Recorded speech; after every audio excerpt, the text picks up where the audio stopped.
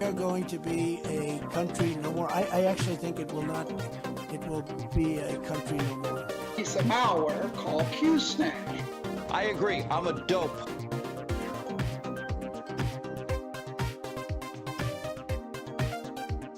I'm telling you straight. It's my way or the highway. So anybody wants to walk, do it now. This is 100% fact here. Wow. Wow. Wow. Wow. What?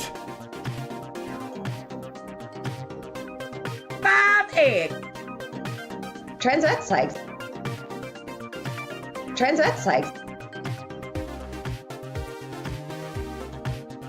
They just explode. De-engineering. People want de-engineering. Action replays in magnified fortune. People want action replays in magnified fortune. God bless the United States. Thank you very much. People want Euromisia. To me, Corona means Italy.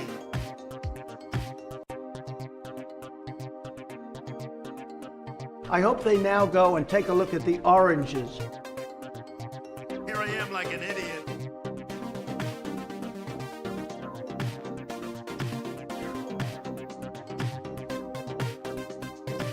Our army manned the air.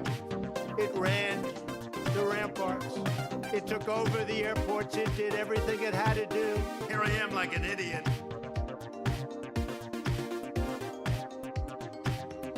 The diversity lottery. And God bless the United States. Made a pivotal, really. I think I'm much more humble than you would understand. The demonstrators who infiltrated the Capitol have defied the seat of justice. It's defiled, right? See, I can't see it very well. Yesterday is a hard word for me.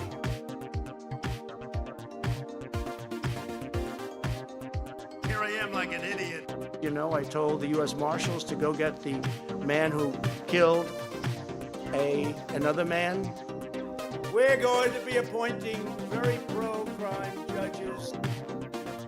I know words. I have the best words. I felt really good almost after taking it.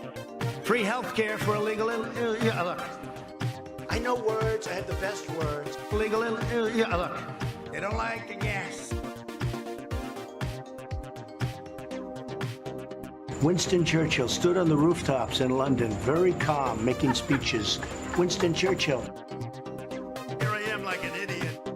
When they gaze upon Yosemites, you could say it's a back door, but I call it a smart door. Michigan gave us Motown, gave us the Mustang.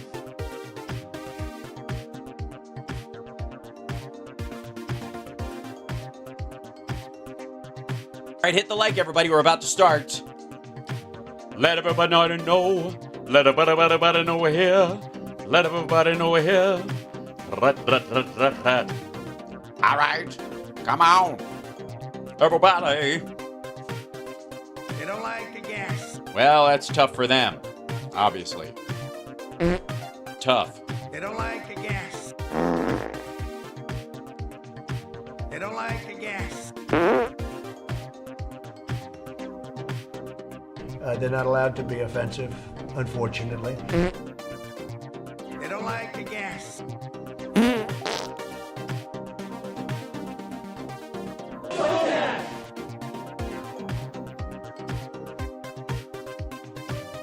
Just looking around here, I can tell you're a genuinely dirty person. They don't like the gas.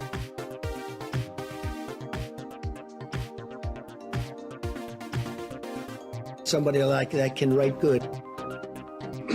How, in the name of Zeus's butthole, did you get out of your cell?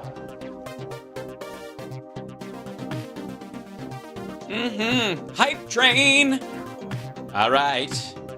We're getting very close. I can feel it. I can feel it. Oh, yes.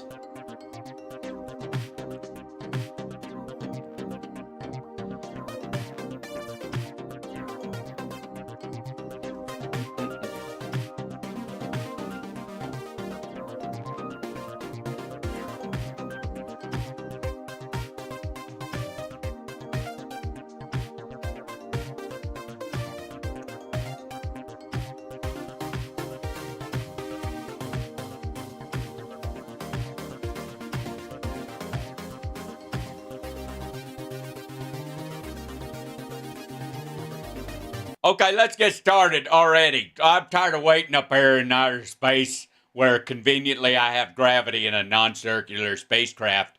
Listen here. Hey, I can call bullshit on science even when it seems to be working in the wrong direction. Listen here. I'm just here right out of the gate to remind y'all to hit that like and subscribe and the Venmo. Make sure the show ends up. We got to clear that 100,000 marker to get Hal that YouTube button that people who make cooking videos get real easy. Because, I mean, don't worry. They'll give you an extra. They're great, them channels, if you were looking for that freshman 15. If you know what I'm saying. But if you're trying to help the world out, it'd be a good thing if you just hit that likey thing. That'd be great. Just for the record. Okay? Go ahead. Do it.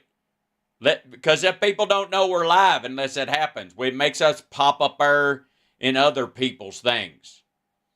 We'll get to that news in a moment. We got to just share it out and all that shit. And if you can't, hey, listen here. If you can't, thanks, Trucker John. Nice job there, buddy. Listen here. I knew a Trucker John once. Different Trucker John. I'm just saying. John wasn't his real name. He just was pulling over all the time. Anyways, we'll talk about that later. But I just want to tell y'all thank you very much. And hit that likey-like. Yep, I bet you. There you go. Look at them climbing. I can see the people coming in here now. There you are. Hi, new people. Hype train. Come on, everybody. On the line, don't fall on. Hype train. Hype train. I'm going to write that down. I got to, once I finish these banjo lessons, you better watch out. Oh my God, Templeton's a rat. Thank you so much. That's almost enough for me to afford floss. Good Lord. Thank you so much, Templeton. Bless your heart and your soul and your nether regions and your extremities. May they never get pinchy and tickly when it's cold out. That's what we hope for you out there. So thank you so much. Like, subscribe, and hit that. Let us know we're beloved, whatnot. Because that Hal's going to be taking this shit on the road soon. That's a lot of work. So he's going to do his best for you. Me, on the other hand, I presume I will be left at home a good portion of the time because of the technical difficulties of flying me around the country with my extensive warrants.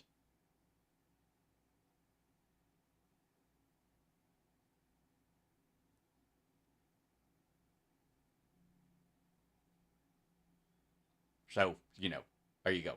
Yeah, 666 Super Chat. Hit that shit in there, too. Okay, now on with the program. Hi, everybody. Welcome to the show. Thanks. I will try to take Ficus with me. It's just, it's very difficult sometimes. I'm working on it. I'm working on a workaround, as he likes to call it. Hi. Love you guys. Appreciate you being here. If I may, I don't want to, jump right in there, but I guess the big news right out of the gate, there we go, OJ's dead. And, yeah, he's just, OJ's dead. And, I mean, again, most, double murderers, I guess we can say that now because he can't sue anybody. I don't know, maybe the family will do it. It's hard to say. But in my humble opinion, guilty as fuck. And it's interesting to me that, there's a bunch of double murderers out there that spend way more time in jail and never make the news when they pass away. Also, and a lot of them, curiously enough, even when they committed double murder, got away with it, and then went to jail for kidnapping, because that was one of the charges that against him, because he held people against their will. And apparently, it's kidnapping even if you stay in one place. It's an interesting part of the law. That's curious. I always thought kidnapping involved a kid and while they were asleep, sneaking them out a window. I suppose that's just what it sounded like. But apparently, you can kidnap someone who's by just not letting them leave. Makes sense, right? What if it's technically speaking, right? So, anyways, goodbye to bad rubbish, I suppose, as a person. Yeah, he's really dead. He died this morning. Apparently he'd been fighting cancer for a while. After being a kind of cancer for a while. So it's hard to say. But off he went. Yeah, he died last night. Yeah. But the news came out this morning. That I saw. I mean, I don't have an OJ pop-up on my phone. But yeah. Goodbye. Yep. Yeah, where's that like button? Hit that like wherever you are. Just saying. That said, yes, the juice is expired. That's a way to put it. Yeah. Before the murder, everyone loved IJ. You mean OJ? Yes, OJ. Yes, I agree. Can you dodge the truth on the astral plane? I don't think so. Not shedding a single tear. Whoops. Get up here. OJ moved the people from one room to another, so that was kidnapped. Yeah, that might have been it. Yeah, he told them they were going to leave and go out. He moved them from the room that had a door in it to the room that didn't. That qualifies as kidnapping. Fascinating. Level 4 hype train. Thank you, Twitch people. YouTube folks, hit that super chat. Help us out with the show. I've decided I'm going to need a Rode camera that is to shoot the sexy liberal bits, because apparently they're not recording them on their own, and the stuff that I have, like the GoPros and stuff that I have, like my normal cameras, I either have my like filmish camera or I have GoPros, and I don't know how we're going to be able to. I feel like those cameras, if you put them on a little stand dead center in the stage or something, it will obstruct someone's view in a weird way, like a little teeny, it's a little weird. So I'm trying to get one for the back of the room so we can film the whole show and have it. The DJI one's not bad, but that's more close up. The Zoom one, I think, might be the best option. But so Templeton, that's what you're going to help kick into. Thank you so much. Appreciate it. Hire a camera person. It'd be one thing if we were doing them all in one place, but it's in every city. Yeah, camcorders still, they do rock, but the audio on them isn't that great. The Zoom one has great audio. So, VJ codec. Okay. If you have some options, I'm all ears. I think your email's in there, but send it to Andrea if we haven't got it again. Thank you. Because, yeah. Take Chip to film it. Yeah, if you want everything to turn out terribly. Thank you, Michael. So appreciate you guys. Thank you so much. Now, did I have to see if I opened up this one particular clip. I don't think. Yeah, let me grab it out of here because it's kind of crucial to what we're talking about today. There are a few people in the world that disgust me on a level that some of the folks we're going to talk about today do. And let's see if we can find her. Where is she? Yes, here we go. This is good stuff. This one right here. Yes? Yeah. I don't, apparently, they don't, nobody gets the fucking memo. Is that it? Like, look, if you haven't figured out at this point, God damn it, that you do not ever wear a solid green garment on television, especially when you are pro-Trump, I gotta tell you, I don't know what the fuck I can do for you. You big dummy. Because for fuck's sake. Well, there you go. I'll show you why. How about that one? How about this one? Let's see what this guy right here. Yeah, there you go. Or maybe if she just wants to do a promo for Sexy Liberal. Or we'll have multiple options. Yeah, let's stick with this one. This is the easiest. Yeah, here we go. And I'll move this, take this one, take this one, and we'll move it a little bit. I might have to move it around while we're going, but nobody's figured that shit out yet. Yeah, we call it Epstein Green around here. Can you, Gordo, she discussed you? Oh, she discussed you, or she actually talked about you? She looks like trumpet track. Yeah, this is whenever maggots do this, this is Epstein Green, as far as I'm concerned. Thank you, Jan. Sorry, that rolled by and I didn't get a chance to see it. Hold on.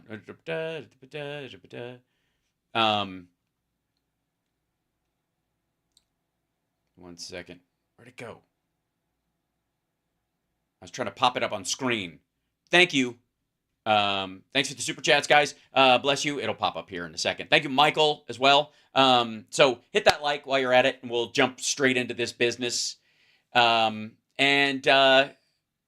If this doesn't get the memo around Fox, I don't know what the hell will. I don't know how we're going to ever convince these idiots that this is a terrible, terrible mistake. Don't wear Epstein Green. Don't do it. Stupid. Oy. All right, here we go. So let me show. I'll show you why. Ingram, they were lying all along. That's the title of this. But first, don't believe. But first, that's the focus of tonight's angle. Is the angle her preamble-y thing, or is I think it is, right? It's her opening speech that she kind of like sets the tone with. It's a monologue. Now, this is the lovely caravan. Doesn't Yes, look at them carrying that demonic symbol. it sound fun making its way through Mexico to our southern border? Thousands more to add to the millions Biden and Mayorkas have already waved in. Actually, I'm pretty sure that's just people walking back from watching the eclipse. To the United States. Now, I thought about this today. I thought that's just what our public schools, just what our hospitals, just what our homeless shelters, just what our schools and our ESL programs already overflowing need. Wait, our ESL programs are overflowing? More people with more problems. Well, I mean, I think some of them, their only problem is they don't have a job and they might be killed in their home country, which gets solved the second they get a work visa. Solve that shit right away. Anyway, sorry. I can't hear you over the fact that you have Trump and Jeffrey Epstein on your dress. Hold on. Let me shrink this down so we can get a little... This will be a little better. There you go. That's better. Now, sorry. You were saying something about lies or something. If you hadn't noticed, look around you. We're all... Okay. Well, what am I supposed to see? full up with problems. Are we? Are we all full up with problems? Because I got to tell you, if there's a yardstick for problems, I guarantee their countries, wherever they are, they're way over quota. But of course, you have noticed, because Americans are upset and enraged about what this White House has done to our country by opening up our borders to everyone, including the most hardened known criminals. It's almost as if the entire media, and especially Fox News and the right wing, have been pushing this bullshit that Title 42 was actually better for the border instead of worse for the border, because the entire substructure of human smuggling that was created at the border post and during the end of COVID was caused by Title 42. Title 42 gave everybody the right to go across and they'd get punted right back out. So it created the perfect drug trafficking and human trafficking scenario. You don't get somebody, like you send somebody across, they get marked and they can't come back in again. And if they're caught, they go to jail or they get totally deported back. That actual thing, which happens under the normal rules under Title 42, didn't happen. So you carry in a bag of fentanyl with your shit, and you ditch it when they catch you, and somebody else picks it up at a spot. They ship you right back, and you pick up the next shipment, and they fill your bank account with money. If you're never intending to come in the country, it's a perfect conduit. If you are trying to get in the country and you make it, they charge you $8,000, $10,000 to get across the border to try to get in so you can get a job or seek asylum. And then when you do, if you get kicked back out, you've already spent all your fucking money. So what are you going to do for me so that I help you get back across the border a second time? How about carry this package? How about walk this kid across? Right? That's the idea. Or how about you put out, lady? That's what created it. Title 42 and the recidivism around it and the rules around it created the entire substructure, the business model of the cartels on the just south of the border. That's it. I'm just telling you. Yeah, 2,000 burros. Now, from the beginning, whenever the Biden folks were pressed about the border, they immediately started lying and, of course, blame shifting. Now, first, you remember, it wasn't a crisis at all, said our border czarina. Well, thank you, Kamala. Then it was all President Trump's fault for not agreeing to support what was, in the end, a bogus immigration bill that would have kept the flow coming. No, it wouldn't have. It literally would have stopped already. It literally, like, within days, I think 2 days of when it would have been brought up for a vote that they were talking about before it was killed, they were scheduling this date. It crested past 5,000 and would have allowed them to shut the border. Now, all along, El Paso. Real quick, I'm judging from those folks and the fact that they're not running that this video is from the American side of the border. Because I got news for you. Looks pretty difficult to squeeze through at this point. they were lying. They were so desperate to flood the country with undocumented Democrats. Undocumented Democrats.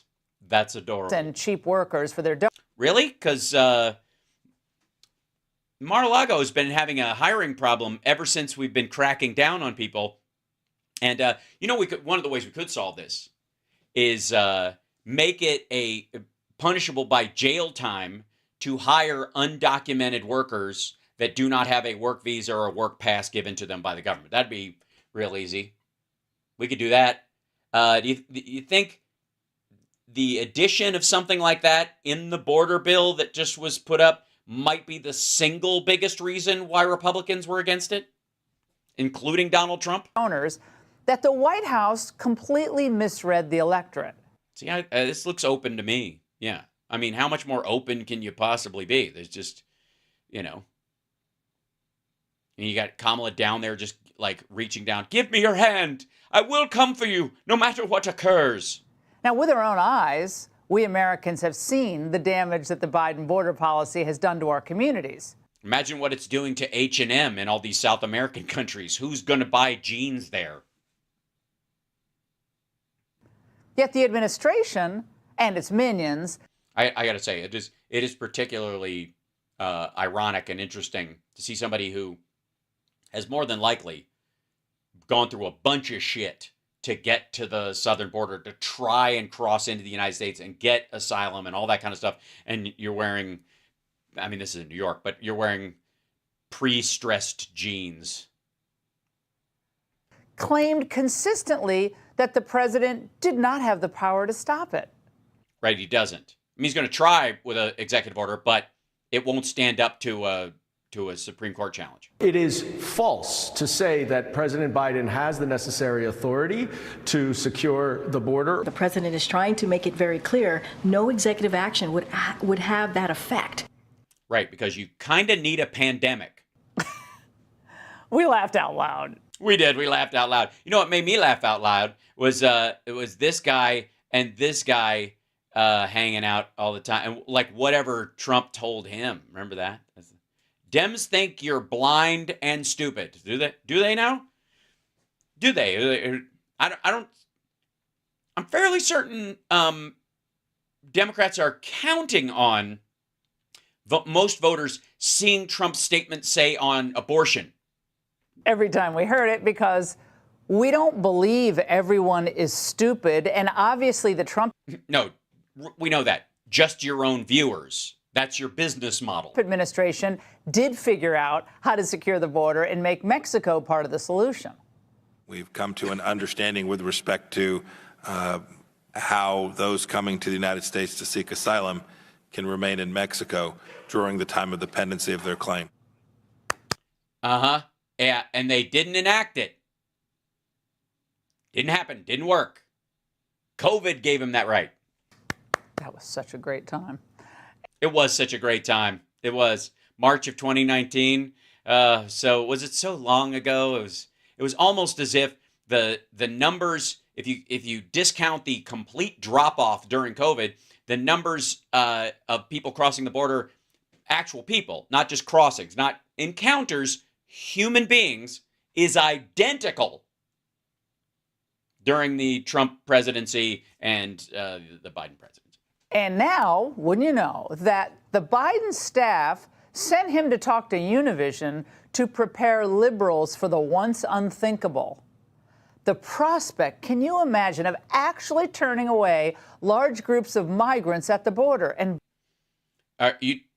where the fuck were you during the Obama-Biden administration? I'm serious. They literally deported more people than Bush ever did. They like more than Trump did. Trump just benefited from the fact that during COVID, everybody fucking stayed home. Biden actually doing it? Well, he'd reportedly invoked Section 212F of the Immigration and Nationality Act that gives the president discretion, and wide discretion, to block entry of certain immigrants if it is determined they are detrimental to the national interest.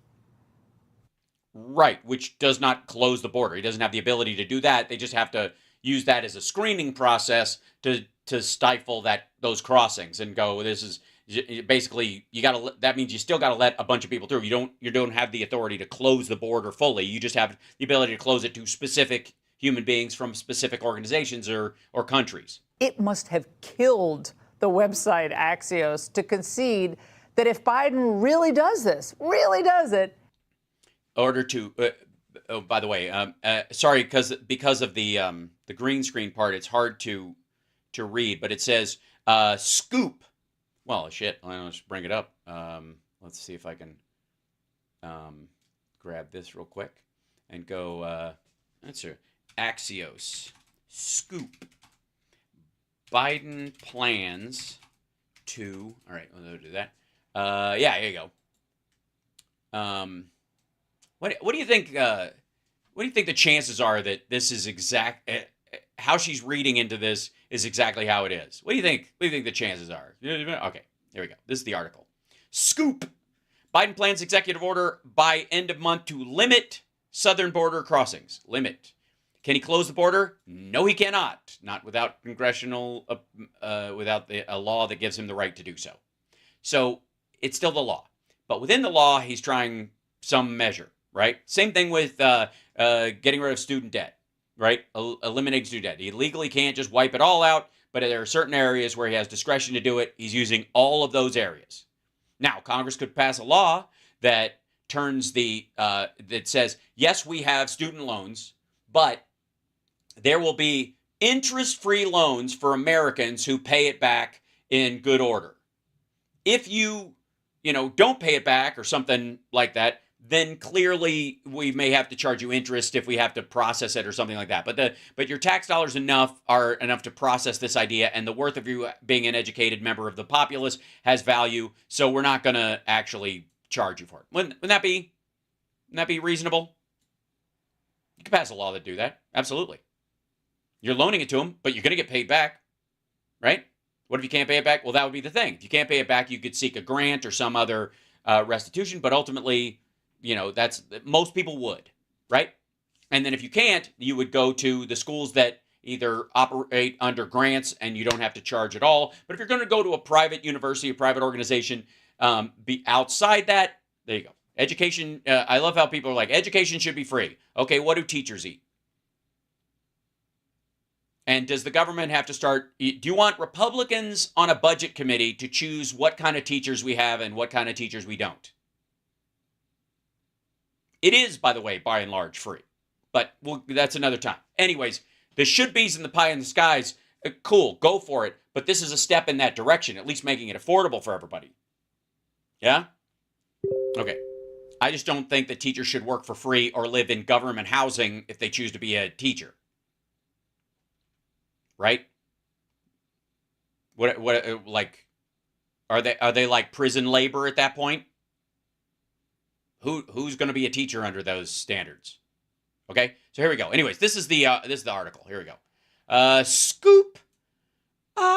Biden plans executive order by end of month to limit southern border crossings.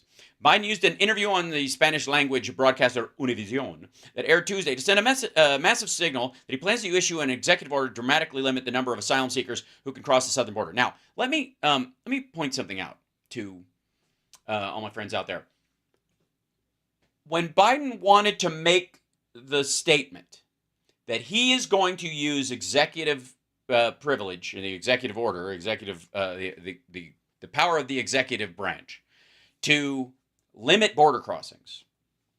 In the old days, one of the things you might think is that you'd go say that on your channel. You'd go, if you're a Democrat, I guess you go to MSNBC. If you're a Republican, you go to Fox. But you sure as fuck wouldn't go to Univision and say, hey, here's what I'm doing to limit traffic across the southern border. That seemingly, politically, would be the last place you would go to announce such a measure, because the perception around it has always been, and this is what Laura Ingraham is her entire intellectual transaction with her idiot followers is about, is that what they want you to say is that anything you do at the border about limiting that and making sure that there's a functioning border, like the border bill that they were just looking to pass, is an example of racism, is in and of itself deriding people who come across the southern border as especially, low rent, scary, dangerous, blah, blah, blah. And the reason that why I think there's a general thought amongst some Democrats about that idea, and a positive version of that in terms of, Trump supporters, specifically, is because Trump acts that way, because they believe that as a way of, like, it's a whisper campaign, like that's what they believe about those people. Everybody else, including a large number of Latino and Hispanic immigrants into the country, think there should be a measured approach because they came here for a reason. They didn't come here for an open door policy. They do want proper border control. They want people to get across who deserve to come here, but they don't want to ruin the whole thing by having a stampede. It doesn't make them look good. It doesn't benefit them. It creates a lot of workers working under the table and undermining union labor and living, union wages and living wages, right? And so you got to have something in place. And most of them know this, especially first and second generation immigrants who struggled very hard to get here. So they're the people who watch Univision. And those people want some measure of border security in that regard. And they're big fans, for the record, of the border bill that almost passed. In general, they like it. They want it passed. And Democrats will win on this issue as long as they keep reminding people that would have passed. It would have handled that issue without being bigoted and shitty just for the sake of, like, Trump acting out and deriding people.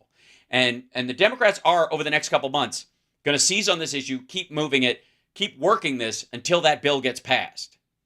Because I think the goal should be, for them, keep putting pressure, and believe me, if Matt Gaetz gets kicked the fuck out, Mike Johnson's screwed, and we got Hakeem Jeffries as the fucking Speaker of the House this summer, they're going to pass this border bill. Democrats, it's one of the first things they're going to do. And as soon as they take control, or they've got them, on their heels, running, like, fixing a couple elements that they gave away to Republicans to get their votes, to try and drag a couple of maggots in just to get it to the floor, take those parts out, and then push it forward. Push the bill forward and vote on it, and it will pass. They've been trying to do comprehensive immigration reform, but it's bipartisan everywhere, like, for decades. That's what's going to happen. I'm telling you.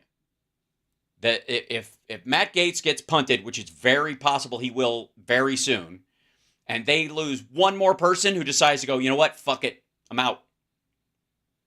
What the Democrats are going to do is pass that border bill. They will. I'm telling you. And and all the people who are nervous about the border who've been using this, and Trump's think he's going to run. I want Trump to think he's going to run on this fucking border thing, and that's his one ace in the hole. He's going to do this and trans people in women's sports. These are his two big hammers, right?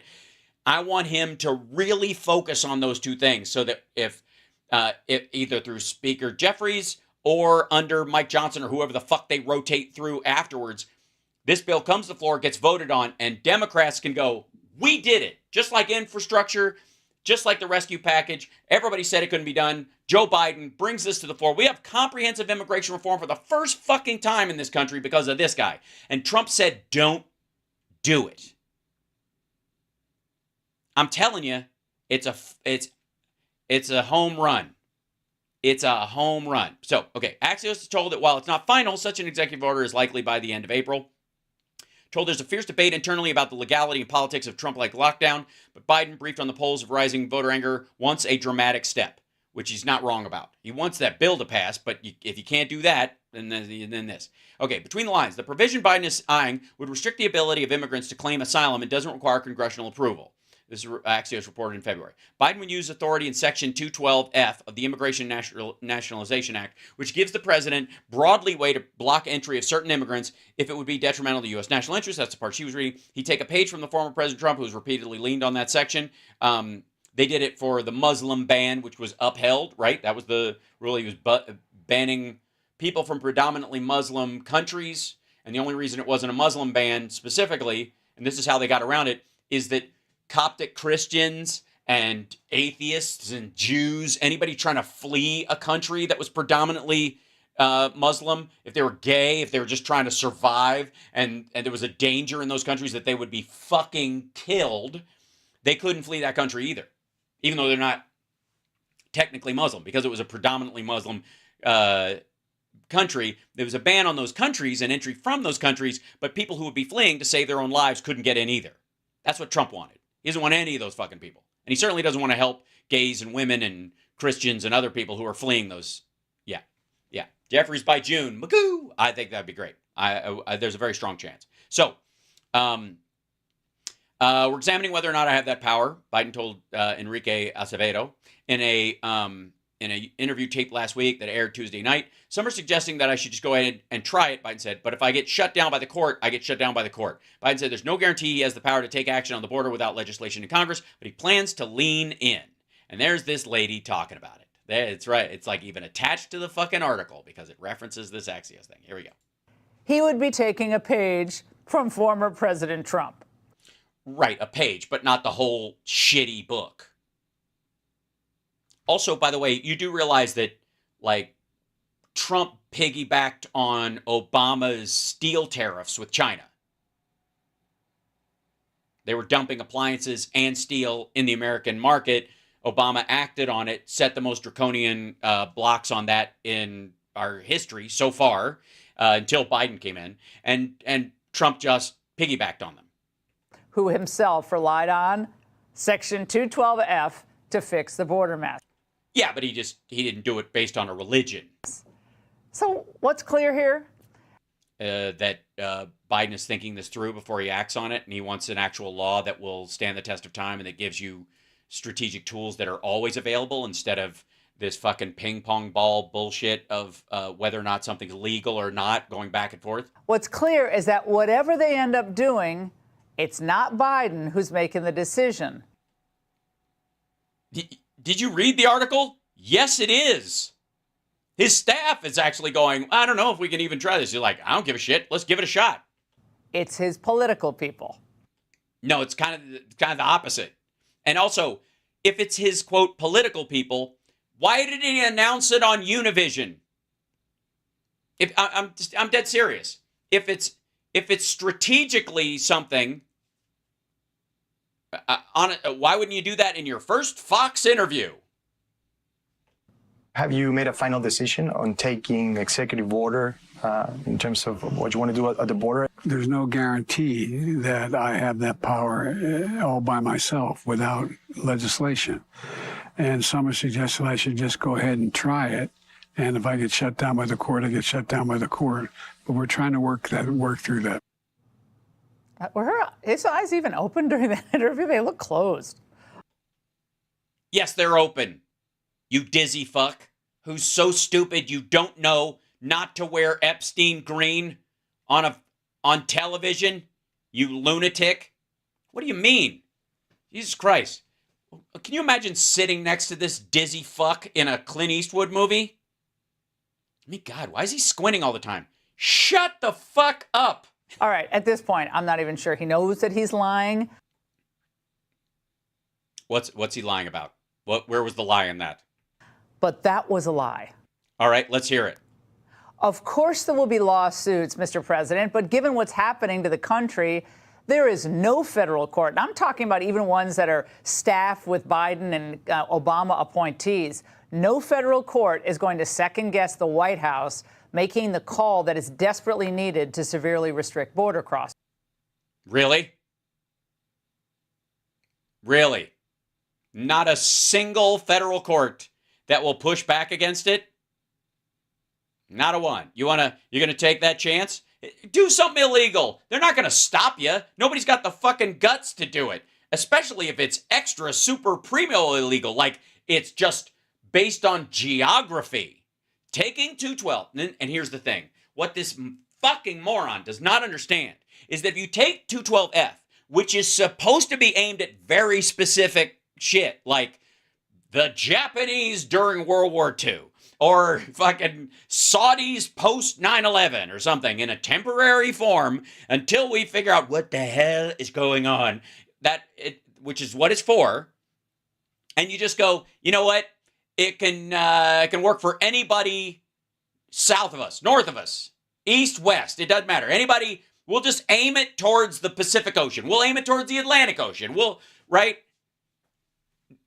It's legally, the problem is they don't sue you about this particular thing. They might fucking agree that they need something and this is a temporary hold and it's a good idea. But the reshaping of the law completely fucks anybody in the future if a Trump asshole gets in line and he can now use 212F for just anybody he doesn't fucking like. There's a reason the law is shaped like it is. It's specific because of its capacity to be used in a racist, bigoted way. To stop, I don't know, something like Jews in general if there's another Holocaust. And if you could just point it and wonder, nah, nobody in these boats come in this direction. Anybody who even arrives by boat in the East Coast, out. You understand?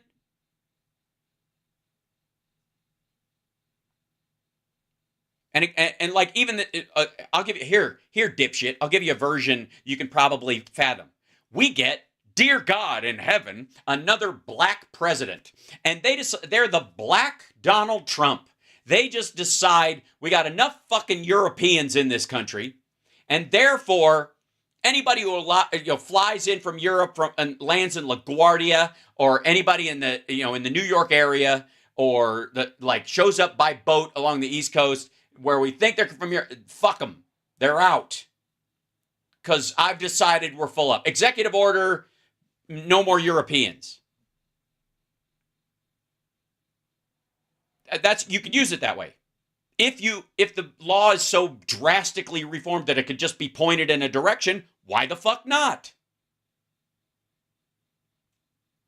And she's like, well, they probably won't. I'll do everything I can to make sure there's never a black president. Okay, Jesus Christ. Now, the fact is... Oh, my God. Look at the size of that crowd. How are we ever going to deal with these masses of people? Oh, we're sure they're not fishing. Open borders, though, is their preferred policy. I've been telling you guys... Open rivers, I think, is what it looks like. Open water to me, actually. Guys, this for years. This is their policy. In the 2020... No, it is not. Campaign, don't forget that President Trump warned voters that Biden would open the floodgates, and after all, he was all but promising he would do that.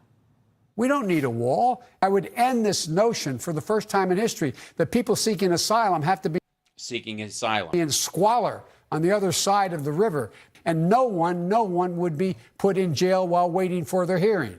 Should undocumented immigrants arrested by local police be turned over to immigration officials? No. Yeah. Unless, by the way, this is the policy, not just for being undocumented is the point. And that means, by the way, the reason you can't do that, and this is the thing, is that you've got police officers acting as immigration at that point. All you have to do in that situation is arrest people. Then you've got Trump's roundup without any act of Congress, any new law, none of that stuff. You don't have to get it through the courts. You could just start papers pleasing everybody at that point. You check the status of everybody that you pick up, and here's the worst part, if they have it, and you just let them go. If they don't have it on them, you send them to fucking Mexico. What if they turn out to be an American citizen, can't get back in? They don't have any identification with them or whatever. Like all the border states, like the right-wing sheriffs in those areas start scooping up any brown person around, just driving them to the fucking border and going, you don't have your ID on you right now? No, I'm working. My stuff's in the thing. Get in the car. And they drive you and drop you off in fucking Mexico. Try to get back. I don't care if you're an American citizen. What's with that accent? Plan all along was to speed up, not slow down, the mass importation of foreigners into the United States. This is the great replacement theory, and there's no surprise that Laura Ingraham would come to this. Now, their compassion was never directed, or their concern never focused on the American people, who at the time, by the way, were still struggling with the COVID lockdown. Were we? What? Isn't that a pandemic? Wasn't that fake the whole time? I don't understand. Why in the world? It was reserved for the millions of fraudulent asylum seekers. We will institute humane and orderly. Wait, the fraudulent. She's saying basically everybody who's down there, they're defrauding the system. Responses. That means rebuilding the capacity we need to safely and quickly process asylum seekers. Right, process asylum seekers, meaning determine whether somebody is worthy of asylum or whether they aren't. If they are, getting them into the system and seeing if eventually they'll stay here for 2 years or whatever, and then they go back home, because that's what asylum is all about. It's not about permanent status or any of that shit. That's not an asylum claim. Does not get you to the front of the line in terms of citizenship. It allows you to stay temporarily until you go back home. The other thing too is if you didn't seek asylum in the first country you crossed into, you'd go back to there during a period of your asylum and that kind of stuff. Like that, the idea, I mean, she's basically just trying to spook you with the idea that we just want all these fake asylum seekers in the country, which I look, in all fairness, some people do, like the hiring managers at Mar-a-Lago. Without creating near-term crisis. Process them where? Well, that's in the bill that Trump scuttled. They have money for all the resources for them. Into the country. Oh, except not Martha's Vineyard. We never want to send them there. Or New York, never there. Or Chicago, never there. No, they always get sent there, but they're processed first, and then they have a system set in place to greet them when they're there. You don't just put them on a fucking bus and then send them there in the middle of winter. Only to, like, Florida and Texas. But why Florida? What the fuck about Florida? What do you mean? I'm serious. Like we understand there's a Cuban immigrant issue or asylum seekers specifically in Florida, but Florida's not a border state unless we're talking about fucking sharks. He talked about it. We want to avert a short-term crisis. He and his open borders fanatics created a long-term crisis, but to them... No, the short-term crisis was created by Title 42. Of course, American safety. Look at these monsters. Do you see the second one in there? If that's not a military-age toddler, I don't know who is. Uh-oh. Black guy alert. Alvarez, a Haitian migrant, is accused of pushing a 15-year-old disabled girl onto his bed and raping the teen. Police have charged Furman Garcia Gutierrez with aggravated murder. Garcia. Oh, I see. Okay. So this is how we're going to do this? Hold on one second. Let's see. Can I go with... I won't be... I'll be much more specific. How about this?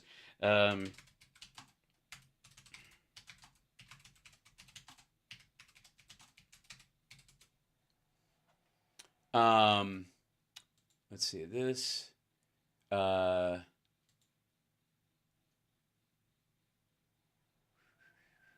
those are the nice ones. Hold on. I'll just go with this guy. How about this? How about this guy?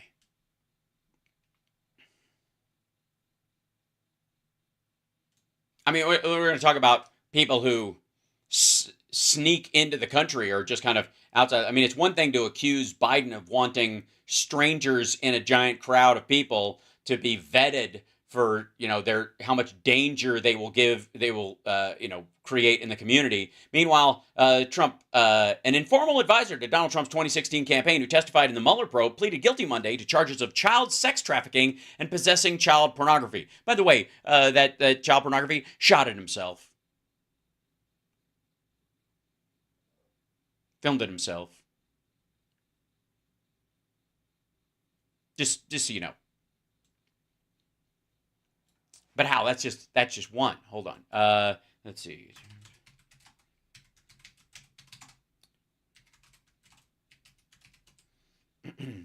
Let's see. Let's see this one.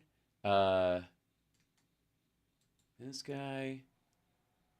How about we'll go with well, this I'll tell you what.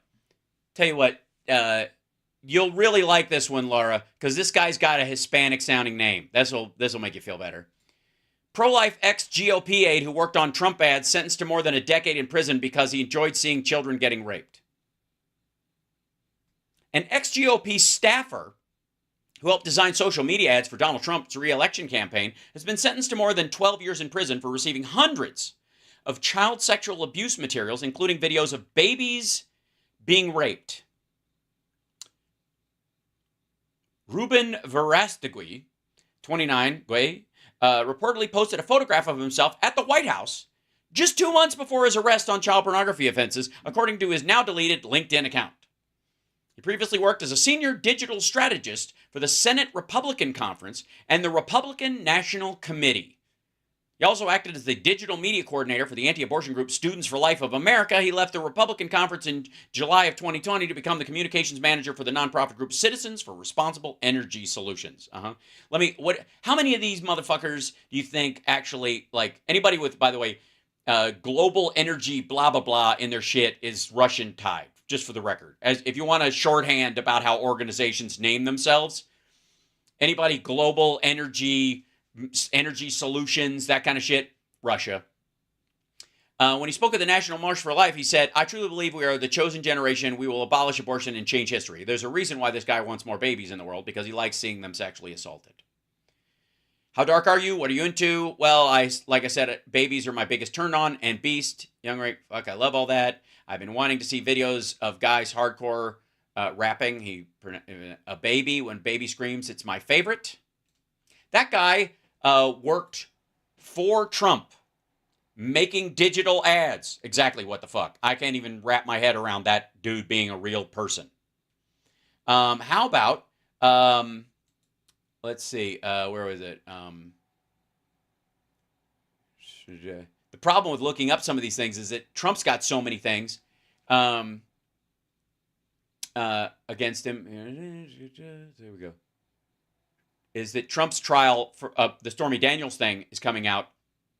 And so it's eating up a lot of the top of the news. But let's see.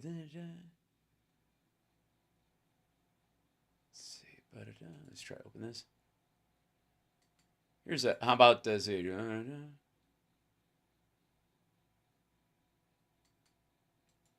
go. How about this guy? Republican candidate Brad Benson arrested on child porn charges a day before Election Day. A Republican city council candidate in Texas, weird. I guess all states are border states, was arrested Monday on the eve of Election Day on 2 felony charges of child pornography possession. Brad Benson, a longtime volunteer firefighter and movie theater manager in Granbury, was taken into custody Monday. The Republican Party of Hood County said in a statement, there he is. Based on limited information available, it is our understanding that a serious sex-related offense may be involved. If these allegations are true, there is no way the party could ever condone such activity. By the way, I don't expect them to. It's just weird how they're a fucking magnet for it. By the way, I'm certain there are Democrats and independents who have been guilty of this kind of shit, and to them I say fuck off right away and do not let go away forever, stay under the jail. How about this? Oklahoma State Senator, whoops, why is my, get back up here. Yeah, there we go. Oklahoma State Senator pleads guilty to child sex crime. A disgraced former Oklahoma State Senator, he's a Republican. There you go. This is 2017. This is right after Trump gets elected. A Republican, Oklahoma City. Ignored reporters as he entered the federal courthouse in Oklahoma City. He was charged in September with 2 counts of transportation of child pornography. There you go. So that's a lovely dude, right? Okay, so anyways, Biden's border policy did this. Gutierrez is an illegal immigrant who has been deported 7 times, but keeps finding his way back to Butler County. Hey, it's weird. It's almost like we're talking exactly about who the fuck I'm talking about under Title 42. Irvin Giovanni Alfaro Lopez was arrested earlier this week on several sex offense charges. Now ICE telling us the man was here from El Salvador and has been in a constant cycle of getting arrested, being deported, and then coming back to the U.S. Huh. Has he had his case processed before? Because that's what Title 42 does. But is he registered to vote? No, just kidding, kind of. Again, fuck you. And never forget that the Biden White House does not care. No, they don't care. They don't care. You know, in the same way, I guess that Donald Trump's campaign doesn't care how many sex offenders actually work in their organization. I mean, honest to God, did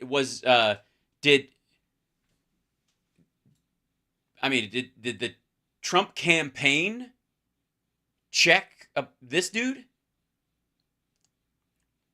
Because he got arrested in 2022. And I don't remember who's president during that time, but he worked for the guy who lost. Just saying. I don't know why all the... yeah, there we go. About these tragedies until it begins to hurt them politically. And boy, it is hurting them now. Well, I guess then you guys should pass that bill so that you get to take that off the table. But they're generally unfazed about the issue. So unfazed that they don't even bother knowing the real numbers. How many gotaways have there been since President Biden took office? Hey, asshole, you can't count gotaways because they got away. See what I mean? If we knew their number, they didn't get away. You're asking me to prove a negative. Stupid. How many gotaways? Fuck you. Why is nobody? How many gotaways were there during the Trump years? I think it was 75 bazillion. Prove me wrong. Right? 30 million Saudi terrorist migrants crossed the southern border with dreams of turning America into a Sharia Marxist hellhole during Trump, but they got away. So how many of them actually got in there? How many of them got away during the Trump administration? Congresswoman, I will provide that data to you. I don't have the number. Said it. By the way, that was today. Okay, right. It's a generalized number. It's a guess because they got away is the theory. If indeed they got away at all. He's been in there for what, 3 years? Yeah, the number's static. He still doesn't know. Isn't it his job to know the numbers? No, nobody can know an unknowable number. How many businesses weren't started during the Trump administration? How many Americans who thought about starting a business didn't start a business during the Trump administration? What's the number? Why doesn't Larry Kudlow tell me, and the American people who deserve to know, how many businesses weren't started by Americans who wanted to? They're sitting there. They're thinking about it. They want to start a business. But why doesn't Larry Kudlow know how many people didn't start a business they were thinking about in America during the Trump administration? What's that number? Why does he refuse to answer that question? The fuck are you talking about? Again, it's amazing that they harp on this. Is one of their, and the reason they harp on it, by the way, is because it's not a knowable number. If this bunch does anything on the border, it's catch people. Like, hey, ask them how many people they've actually encountered and caught and deported. Ask the deportation number, the deportation number. Hold on. Should we look? Let me check that. How many people? Let's see. Yearly deportations. Whoops. Under Biden. Boy, that would be a number you could know, right? Yeah. Let's see.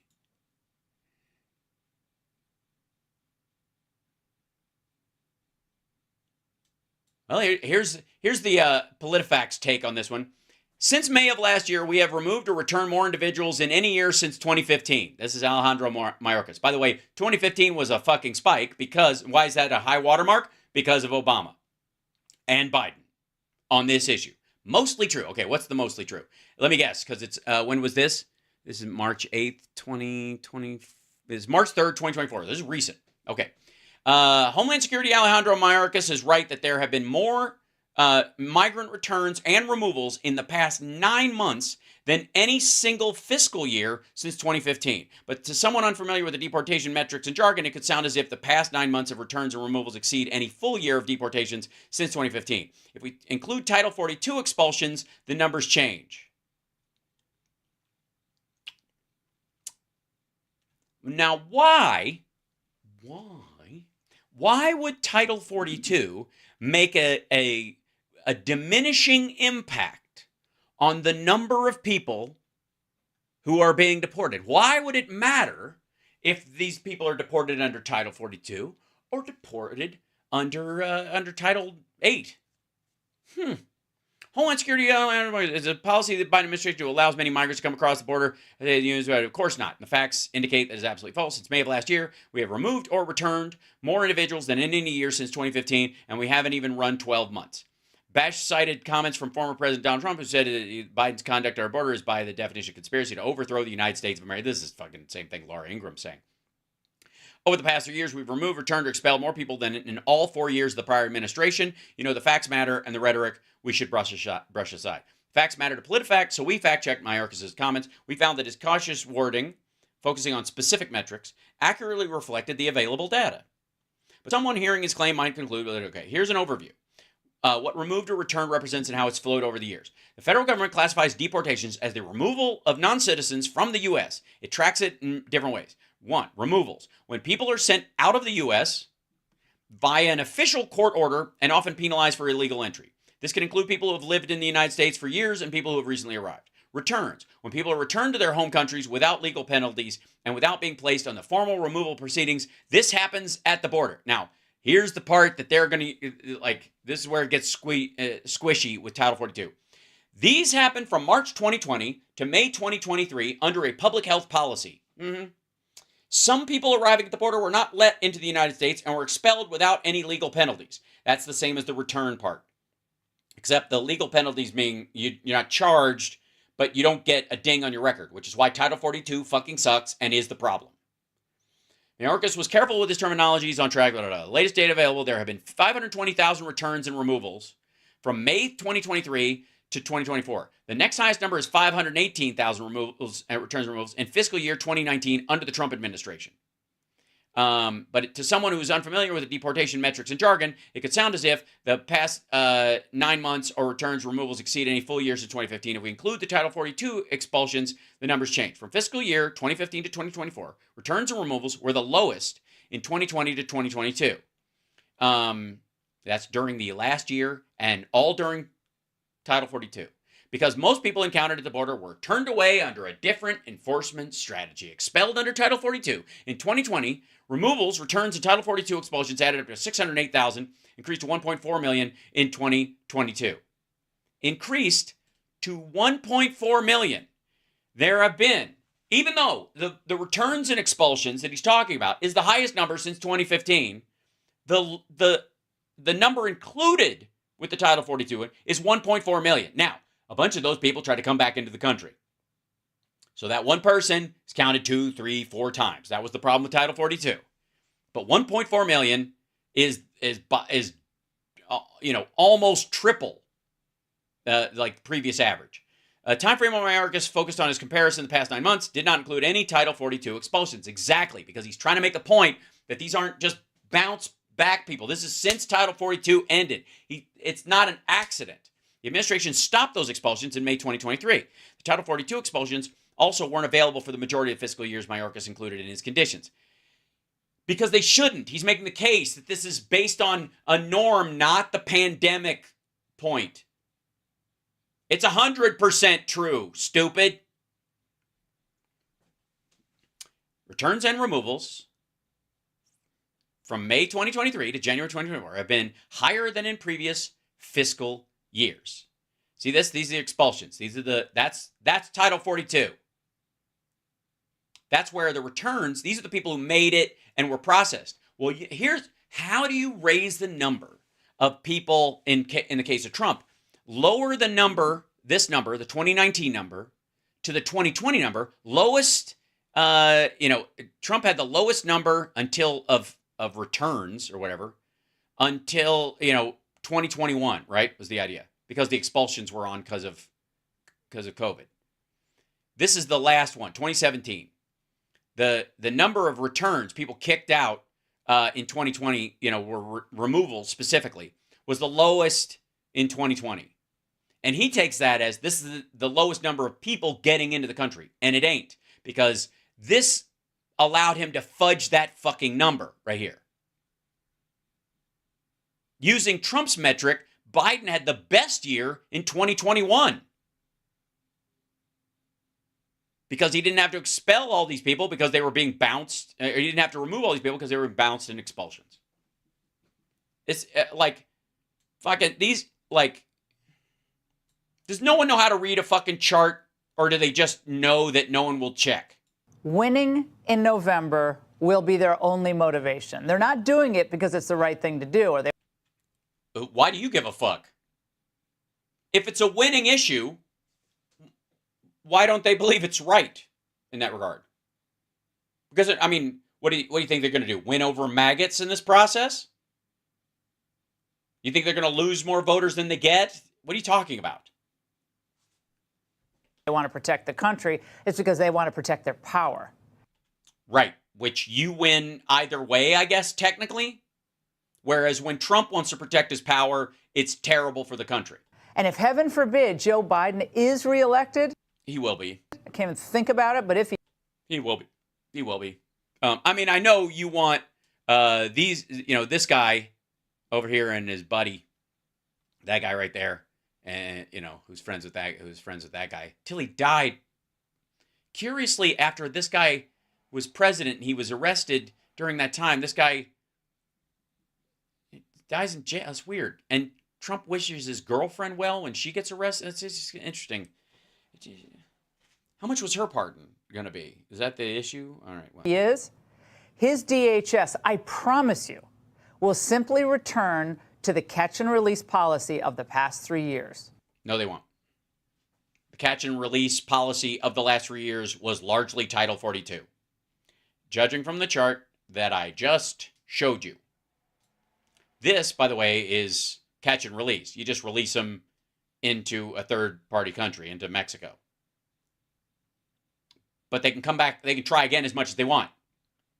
And if they cross private land or native land, there's no wall, there's no barrier. If a local person has fucking cameras on their property, they can't just shoot people for walking through. They don't know who they are. They can just yell at them, and by the time the yelling is done, they're no longer on their property.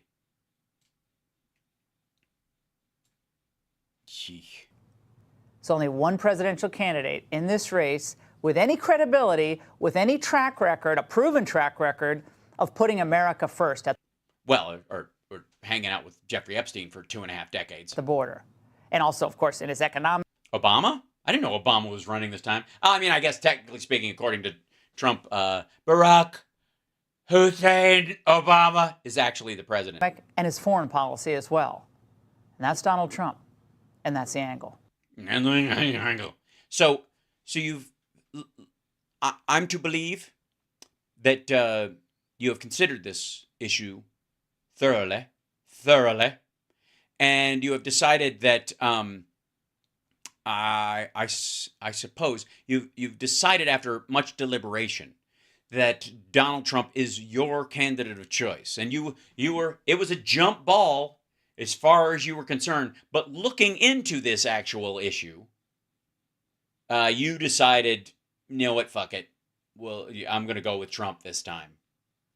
All the pussy grabbing and the bullshit fake Christianity and all the blathering and his obvious cratering brain. Heard that Saudi Arabia and Russia will repeat your. His weird version of Revolutionary War history. Our army manned the airport. It ran the ramparts. It took over the airports. It did everything it had to do. Yeah, that's how great our army was. We took over the airports before airplanes were invented. Suck on that, France. Whatever. Peace through strength on the earth beyond. I can't think of why she likes him. He can do things with his tongue you wouldn't believe it. No, I think she likes him because he's an asshole. Yeah. But anyways, that's chat room, if I may. That's Laura Ingraham, a woman so stupid she doesn't realize that you must let's see, crap. Never wear a green dress, Epstein green, we call it, on live television or on your show. Just don't do it. Don't ever, not ever, don't do it. Especially if you're a big Trump fan, because I will come for you. Now, this next video, if I may, by the way, hit that like, subscribe, thumbs up, share the show, let people know we're here. And thanks for the resubs and the stars and the likes, and thank you so much, guys. Appreciate that. Thank you for the super chats. Patreon.com/HalSparks. Hit it. Don't quit it. And subscribe. It's free, and I don't want to have to buy subscribers. Don't make me. I won't do it. I refuse. Now, this next video, there's a lot to hate. I gotta say, there's a lot that I'm not gonna like about this video. I can just tell by the fucking thumb that is doing the actual programming. Like, enough said. Cool. All right. On top of that, by the way, I need to open this up and turn off my green screen because it will be all weird. Hold on. Close. I want this guy. Here you go. Turn off your hot light. There you go. Now I can see it. Okay, close. So, just in case. Obviously, there's a lot to hate here. However, there's see if anybody can guess what triggers me the most in a comedic way about the title of this video.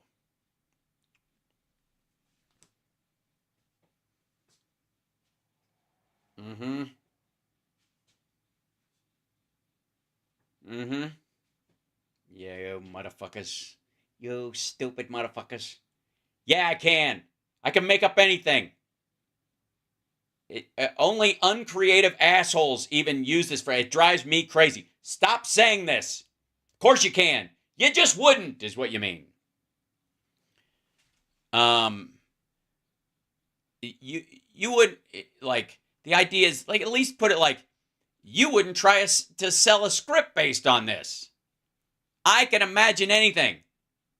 I just try not to imagine anything that involves Donald Trump because I don't need to double over laughing in the middle of the grocery store, or I don't need to worry about something needlessly, because that indeed is what worry, ladies and gentlemen, is weaponized imagination. Yeah, I just fucking hate that. It drives me ape shit, and I will die on this hill. Fuck off. I'm not. You can make this stuff up. You just wouldn't. You did hear Neil Diamond. I turn off your green screen, even though Laura is mean. All right, so here we go. This is, you can't. Fuck me. Make this up. Fox News host Sean Hannity says President Biden's policies wrecked the country on Hannity. Is this just generic? Are you letting AI explain this shit now? And welcome to Hannity. We start tonight with a Fox News alert. The alert. This hour, we are monitoring live pictures from the Biden White House, where your President Joe is hosting an official state dinner for the Prime Minister of Japan. And why are we doing that so soon after we nuked them? Aren't they our enemies? What, we're all supposed to forget World War II? What the fuck? Take a look. Both the Prime Minister and I came of age as our countries as they came together. We both remember the choices that were made to forge a friendship that were once only a devastating fight that existed before. Not exactly awe-inspiring, is it? Going back to World War II, it sounds like. Anyway, to say the least. Now, this caps what has been a very, very unusually long day for your president. It is. Real quick, if I may. Can I show you what Trump said the same night? Pretty sure. Let's see. I've got video of this somewhere. Trump. Let's see. Trump. I think he was at Mar-a-Lago. For this media. There you go. He just spoke on this. Fuck me. It's gonna be in here somewhere. In my notification. There was a. Where is she? Oh yeah. Thanks, Frau Ingraham. Right, Mark. So. Where is she? You guys know what I'm talking about. Like, hold on. I want to say it was like, I think Bob Seska put it up earlier too. There it is. Yeah, there you go. Thanks. So this is Trump speaking at Mar-a-Lago. Now, the definition of sundowning is that some elderly people, when they're starting to enter into dementia, they're good middle of the day. They're pretty aware and the like, but as soon as the sun goes down, then they start having trouble. Now, I saw Trump in an airport thing earlier today. Now, he was barking the same bullshit. He was walking around. He went to that Chick-fil-A. He seemed like he was just kind of normal, stupid Trump, right? And then he comes and he wants to come out and say shit at this, I guess somebody's gathering. When he drops into somebody's fucking wedding or dinner party and just starts blathering. This is what he said. They put him into the state of New York and then ultimately into the DA's office to run the case. This is being run by Biden. They put a man in to the state, Letitia Jones, Peekaboo, I call her, Peekaboo. They put a man into that one to Letitia. They put a man into that one to run it, and then he went into the DA's office. They put. Yeah. Did you get all that? First of all, it's James, Letitia James. He says Jones, and then he can't remember it. He catches himself saying it again, so he says peekaboo instead, because that's a word we've all heard since we were children, and it's obviously stuck on a loop in his prefrontal cortex, and that's the same time of day as this. Now Biden's had a long day, and he's reading, and he's fine. And they talk afterwards, and it's fine. But Trump is just blathering for the fuck of it. He's a mess. So, there you go. It's extremely rare to see Biden after 5 p.m. And no, it is not. And as you know, he typically goes to bed early and wakes. No, he does not. You do not know this. This is a tale told by Sean Hannity because they think it's a dunk that Trump never sleeps. Hashtag Trump never sleeps. That's what they want. Well, sleep deprivation is one of the things that can contribute to dementia later in life. It's not a good thing. Get some fucking sleep. Also, if you're a real president and you know what the fuck you're doing, you can have staff that you can trust so that you can get 8 hours of sleep a night or 9 or 10, even if on a long trip weekend or something like that, and know that when you wake up, the world hasn't fallen apart. Because presidents are human and they should actually take care of themselves, and it's a high-stress job. Trump wants to think, I don't even need to fucking sleep. I don't give a shit. 6 hours, or 4, right? It's a terrible idea. And also, napping in the middle of the day when you have a lot of shit going on, also not bad. Also a good thing. Sleep when you can. Don't believe me? Watch Reacher, you dumb motherfucker. Up late, but Joe is giving it his all for Japan's prime minister, who traveled over 6,000 miles to see him. In fact, Joe appeared in public multiple times today, but not without a lot of help. A lot of help. There were people telling him where to walk, what to say. And of course, Joe didn't go anywhere without his trusty giant cheat sheets first. Yeah, it's called being organized.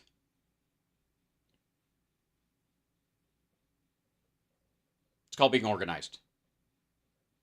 As opposed to being a rambly fucking moron like Trump. First, inside the White House during a few brief remarks with the...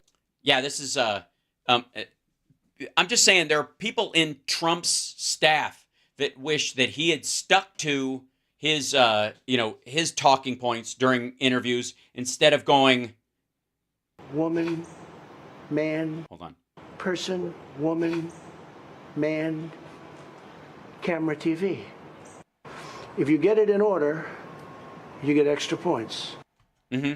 Yeah, they would have rather he stuck to what they had planned for that interview, because what you say, when you say it, and how you say it matters. Also, the president has had a lifelong stutter, so they organize what he's going to say beforehand so he's not having to pick a word that's normal to the rest of us, but is a hang-up word for somebody with a stutter, so he can just operate around it. They strategically do this because it's fucking smart. Remember how one of our presidents was in a wheelchair, and they managed to show, whenever he was shown to the world, you never saw him come in and sit down. He was always sitting when shit started. Well, there was a reason for that. With his Japanese counterpart, Biden read directly from a note card. Of course, we can't even say hello. Say hello without a note card. Fuck you. They say hello elsewhere. They have greetings. They don't do any of that shit. This is just a lie. This is a lazy Sean Hannity lie. Strategic remarks at a podium where you're both there, and he's got a translator. The Japanese prime minister is literally standing right there with a translator in his ear. It is not the time to fucking wing it. That's the point. It's diplomacy. Something Donald Trump not only doesn't give a shit about, but I guess unless it's transactional and he thinks he's going to get a fucking building out of it. Take a look.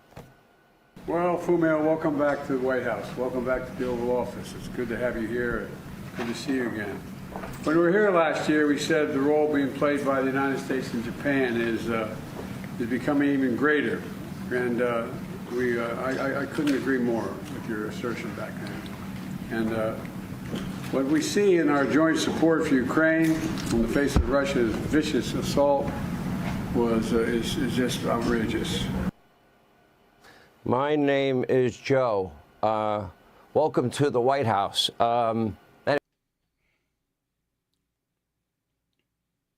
Imagine needing so desperately to defend Donald Trump's... Heard that Saudi Arabia and Russia will repeat your... And... Our army manned the airports. It ran the ramparts.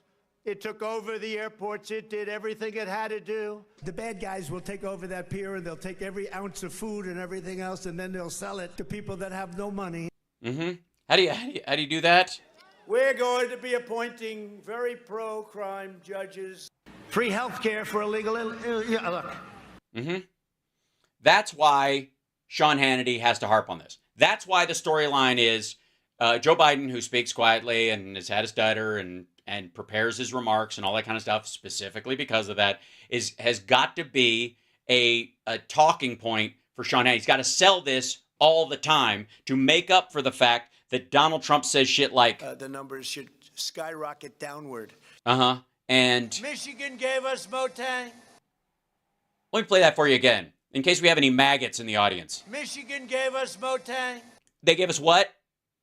Michigan gave us Motang. At what point ever has Joe Biden said anything remotely close to Michigan gave us Motang?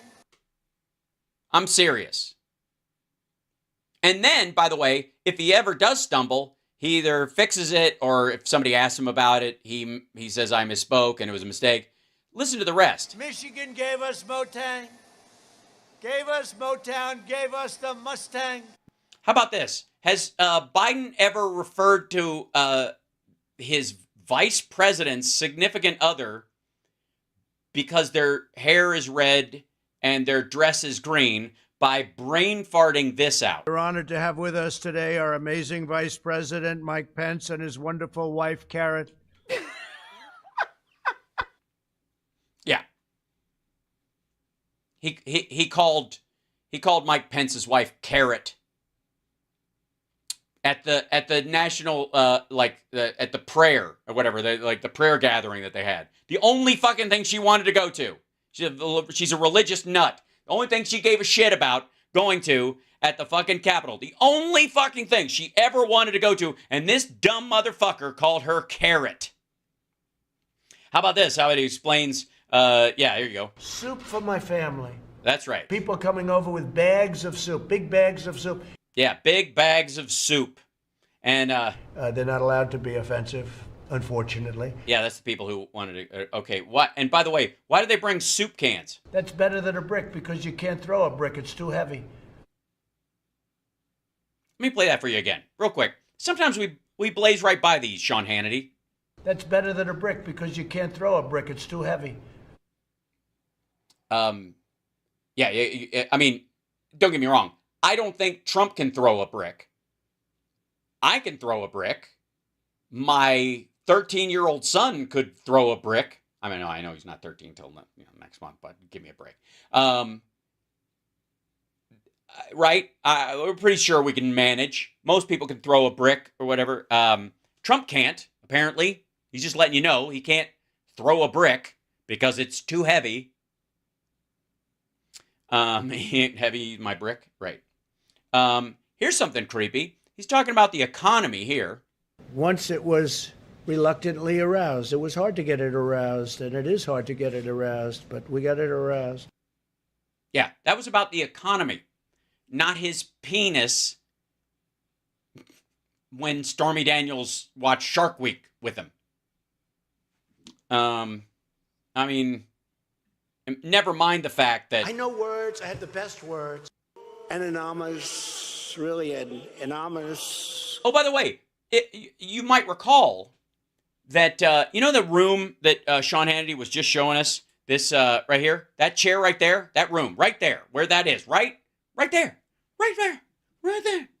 You know that little place right there? Okay, Donald Trump was sitting there when he said this. I hope they now go and take a look at the oranges. Yeah. That was, I hope they now go and take a look at the oranges. Mm-hmm. The Mueller report, I wish, covered the oranges. Yeah, he couldn't say origins in that chair while he was president. Middle of the day. So that's, and just so you know, this is why Sean Hannity harps on this all the time. This is why it's a running gag. This is why he is in charge of creating this narrative that Biden is old and doddering to cover, specifically to cover for Donald Trump's inability to speak most of the time. Made a pivotal, really. Yeah, pivotal.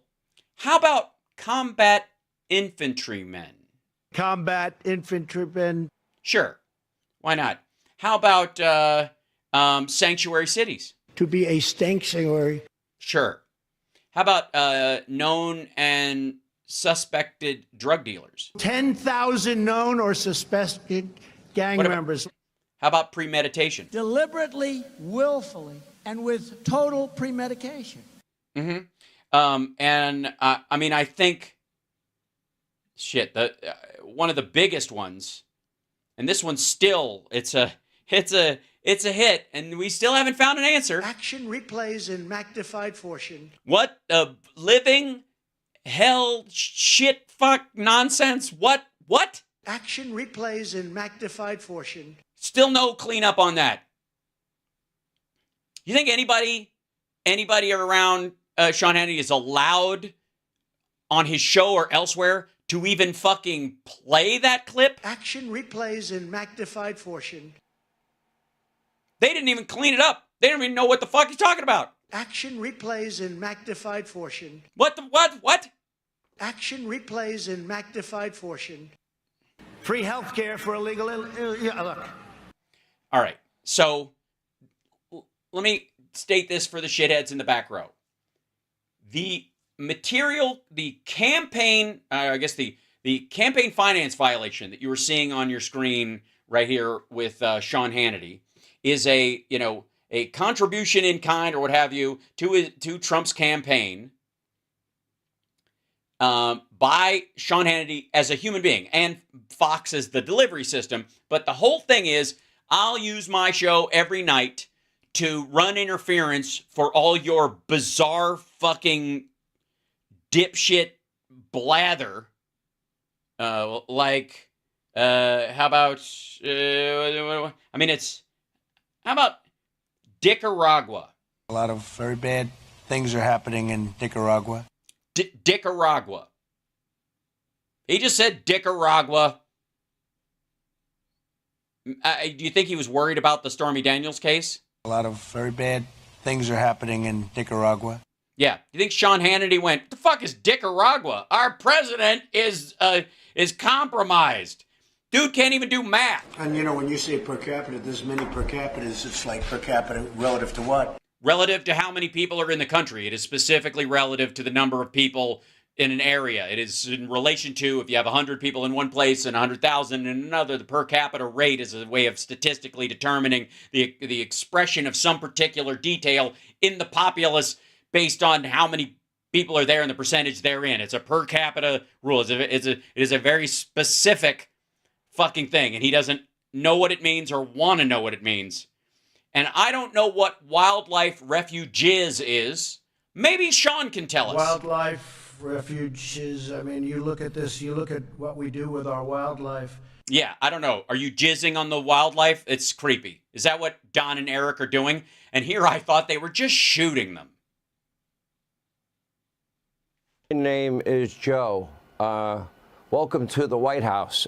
Christopher Columbus. Christopher. Huh? I was a private business people. You was a private business people? You don't say. Jesus Christ. Here I am like an idiot. It's amazing to me that they just let this shit slide. Here I am like an idiot.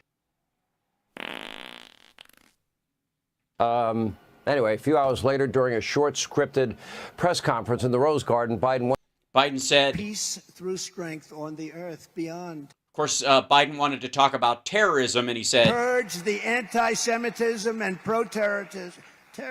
What you doing? Yeah. Oh, no, actually, he didn't say that. That was some other dumbass. Once again, read directly from his trusty note cards. He also followed his usual practice. By the way, Trump was reading from a teleprompter when he said this about the Revolutionary War. Army manned the airport. It ran the ramparts. It took over the airports. It did everything it had to do. He was reading from a teleprompter. Or unable to read from a teleprompter when he said that.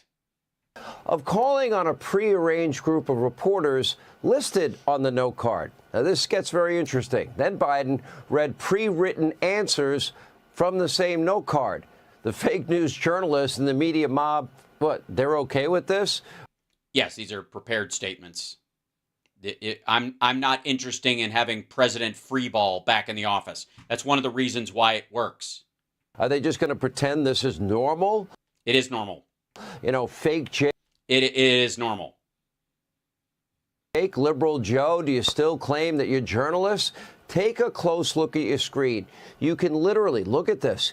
You can literally see the script in the reflection of his giant. These aren't scripts. These are prepared remarks. See that? See that? Hey, dip fuck over here. You tip shit over here. This dip fuck works. It's dip shit and fuck stick mixed together. I decided. It's a new word. Screw it. If Trump can say, I don't know, whatever the fuck. He can do things with his tongue you wouldn't believe it. Right, I'm allowed. See this right here? See that? That's the translation earpiece, so that he can understand the translator who's giving us what the Japanese prime minister is saying. That's why. This is outside. This is not back in the room. This isn't someplace else. He's not just walking around wondering what to say and looking and going over his script like he's doing a fucking scene. That's what that wire is. It's for an earpiece. Sunglasses. You can't make this up. You don't have to. Anyway. You're making this up. That's what this is. Sean Hannity, you are making this up. Did Joe have the answer to a question that he already knew would be asked? Because it certainly looks that way. Now, they have topics that they know are going to come up, either that they're going to not talk about there because it's only appropriate to the Japanese thing, or they're going to talk about the AUKUS agreement or other stuff, and they have specific statements because there are people listening where English isn't their first language, because diplomacy is a fucking two-way street. Today, virtually everything was scripted by Joe's White House staffers. The president. All the public stuff. This is so fucking weird. The president merely just showed up, tried his best to read verbatim from another note card. Well, let's take one more look. Yeah, let's take another look. So we had a long discussion almost 2 weeks ago now. And the best way to reduce the chances of miscalculation and misunderstanding. That's number one. Number two, in our alliance we have with Japan is a purely defensive in nature. Yeah, that's pretty specific. They're talking literally about the AUKUS agreement and how the Chinese might react to the strategic joining of the Japanese Navy and our Navy and Australia and the inclusion of Japan in the AUKUS agreement, the UK, Australia, US agreement about nuclear submarines and the like. It's kind of crucial. Third, next question. Who do I call on next? Hang on a second. I got my list here. Yeah, do you see him hiding his list? Seriously. Do you see him going, like, they're going like, oh, don't say it's a secret list. He always does this because they make sure they get to everybody. It's not supposed to be a free-for-all dumb fuck. The Japanese prime minister is there. It's organized. You submit your questions, and they'll get to it. If it's not pertaining to what they're talking about with the Japanese prime minister, why would they waste his fucking time? They have a daily press briefing every day. That's why it's called daily. Hang on. I apologize. We're really of AFP. And thus far... Yeah, notice how they just jump to this? They just like to slice around. She got to ask her question. The presumption is that he asks her, and then they go straight to his answer without, or another answer. We don't even know if it's from that person, right? And it's tied to the hostages. There are a number of hostages that are being held by the Hamas. And just yesterday, we're meeting with the Vice President, our National Security Advisor before that. And they're American hostages as well. My name is Joe. Say hi to guest. Hi, guest. It's clear Biden is just not capable of taking unscripted questions. Okay.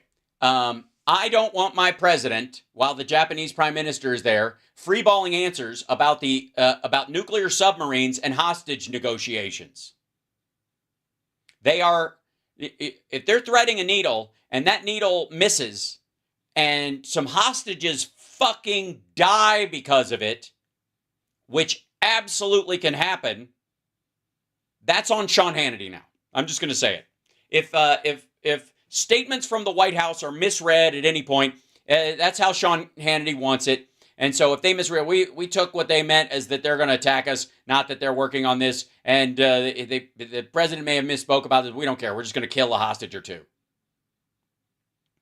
Or China's going to, step up its attack plans on Taiwan because Biden didn't mention it's a purely defensive agreement with Japan. That gap, you notice they always say it's a purely defensive agreement. And then he left it out this time. Oh, fuck, time to go. Not able to communicate extemporaneously. I'd love for him to host my radio show with 750 stations. Yeah, but see, the things he says actually have to stand up to not just, factual scrutiny, but legal scrutiny at times. It's all extemporaneous for. Right, we can tell because you're just talking out of your ass. I don't know about you, but I don't want my fucking president to operate the White House like a mid-morning conservative radio shock jock. What the fuck? 3 hours, just one day. That would be entertaining. Anyway, even with the huge amount of help from his large staff, Joe struggles in a massive way as per usual. That's predictable. Take a look. Prime Minister is going to travel to North Carolina tomorrow to visit that project. Don't stay. Don't stay. We need you back in Japan. They'll probably try to keep you. Our commitment to... That's kind of funny. Like, we need you back in Japan. Don't stay down there. I get what he's saying. It's nice. I don't know. Like, it's in reference to something else that they're not cutting, but that's just a normal kind of social thing. Who cares? The defense of Japan under Article 5, including the Senkaku Islands, is unwavering. Thank you. Thank you. Thank you. Also, what was the problem with those two? A stammer on the letter S, which is common with people that have a stutter. It's a little fucked up that S's and T's are the hardest thing for people with stutters, and the word stutter starts with one and has two of the other.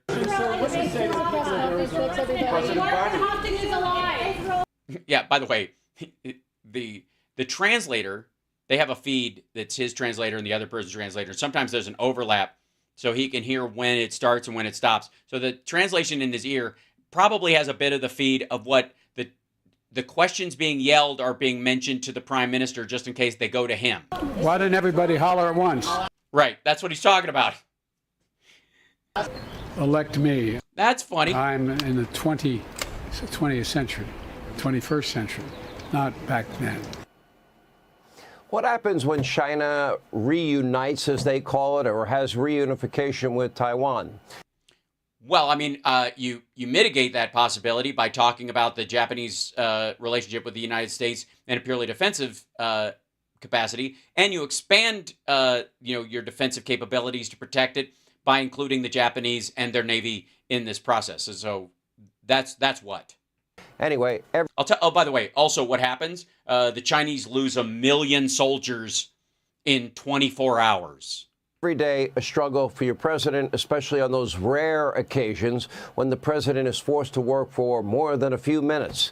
Also, by the way, the presidency, no matter what these Trump fucks want you to think, does not all happen on camera. Every time these assholes talk about something that's being said in the White House during a meeting and stuff, or Axios reports on it, and they're talking about the president's decision, even the Laura Ingraham clip we were just watching, where they're talking about how Biden's planning on using this, and his staff is concerned about the legality of it, but Biden's like, let's go for it, and he wants to do something dramatic. That's the stuff he does when there aren't cameras. Most of this shit is...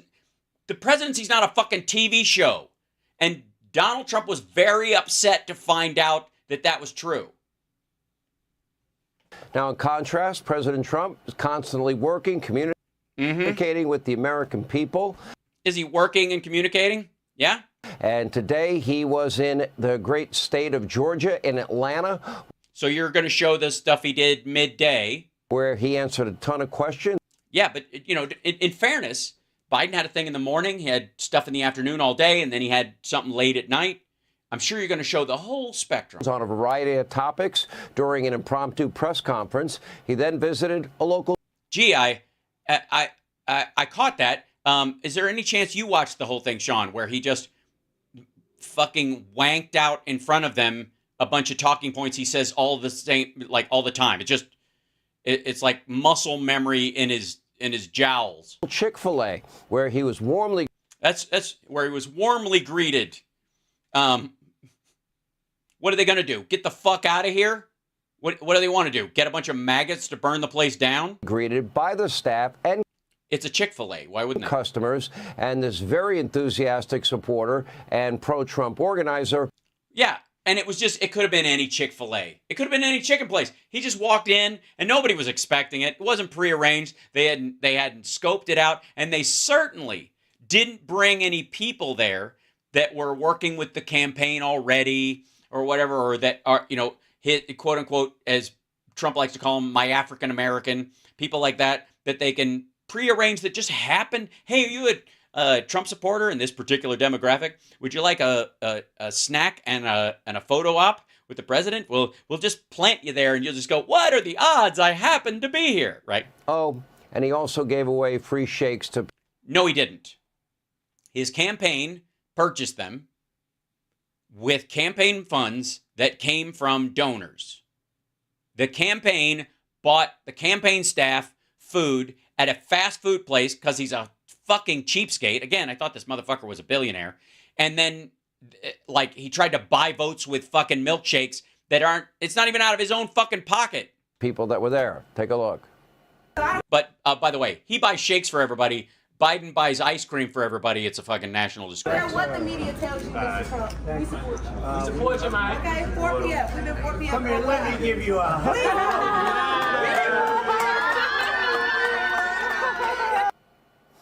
All while Joe Biden is scared to leave his bedroom without...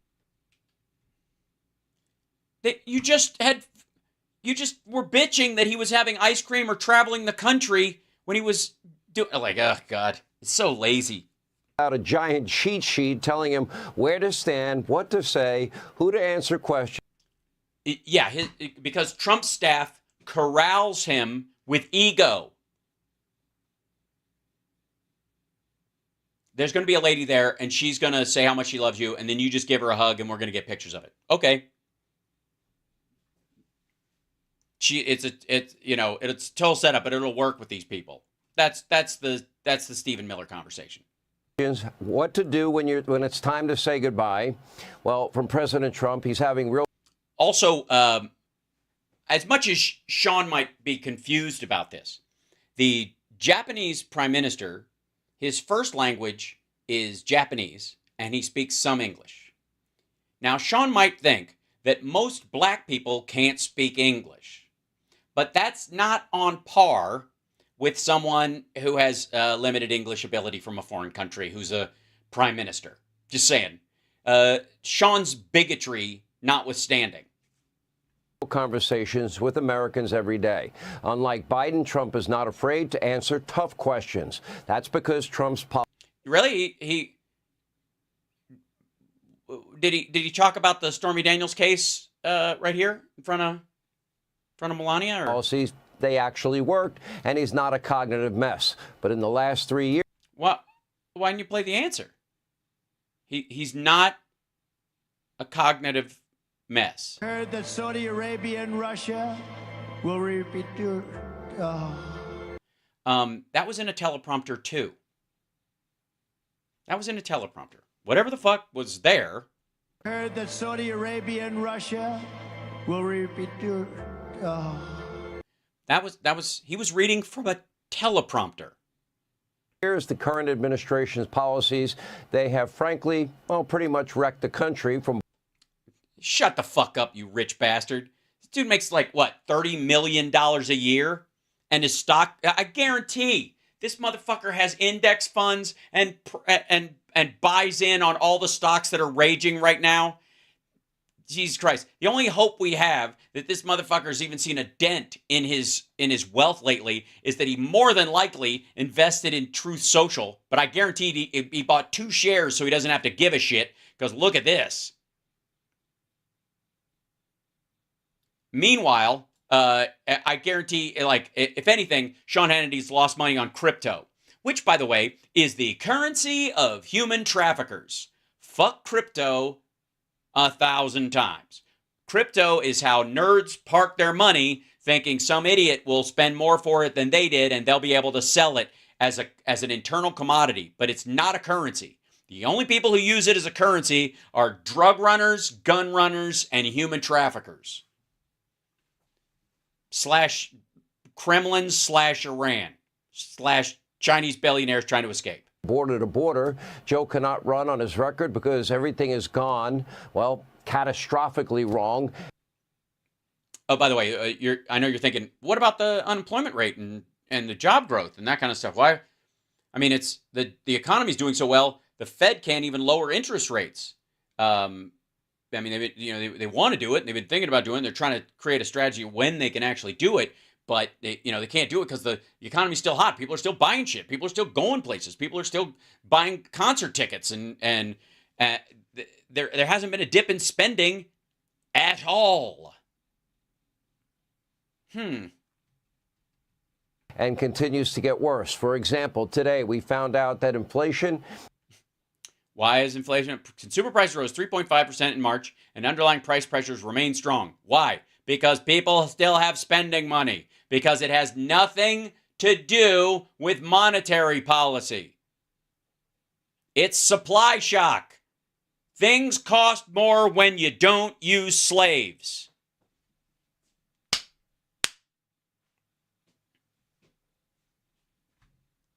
It's an anti-slavery tax, and that's why Sean Hannity hates it. Is again going in the wrong direction. Guess what? It wasn't transitory after all. Another lie.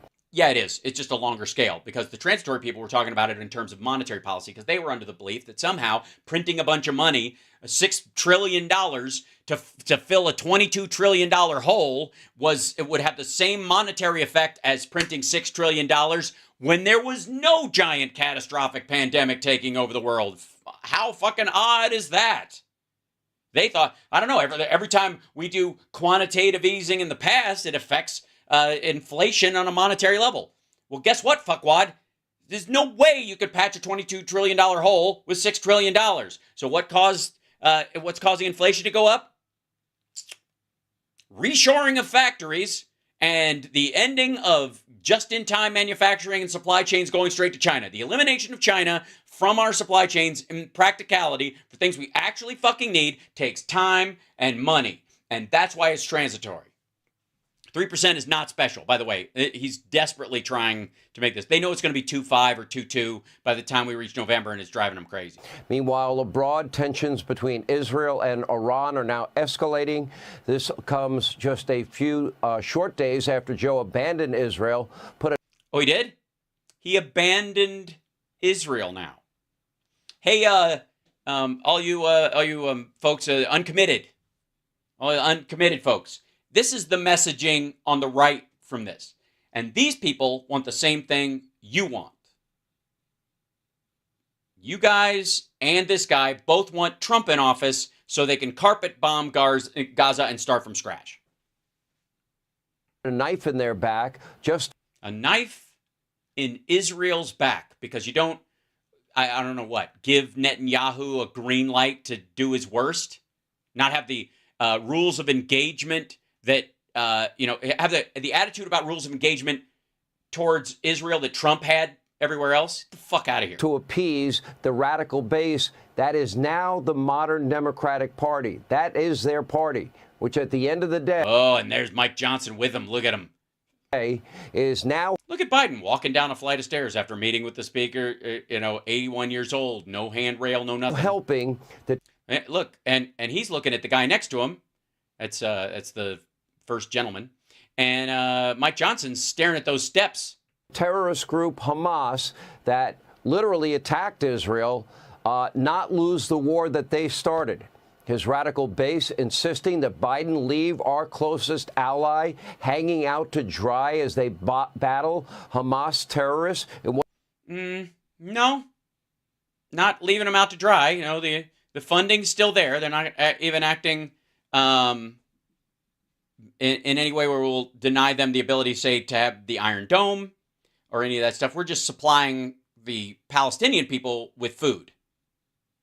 That's all we're doing. And we're also saying, check yourself before you wreck yourself if you go into Rafah. That's all. I'm sorry. Has there been, Sean Hannity, has there been a total drop-off? Has the IDF had to flee Gaza, stop fighting Hamas? What is a literal war for Israel's survival? And there are Americans still held hostage. Nobody seems to talk about them. You literally just showed a clip of Biden talking about them. You literally just showed a clip of Biden talking about American hostages. These motherfuckers.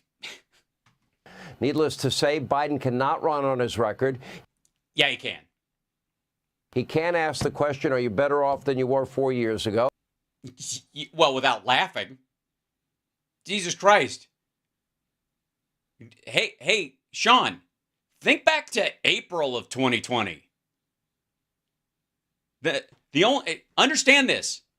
This question only gets that statement, that question only gets worse from this point forward, you dumb motherfucker. Because if you're still asking this in July, when we're at the peak of COVID and riots, you still think you're gonna swing for this shit? Think about November of 2020.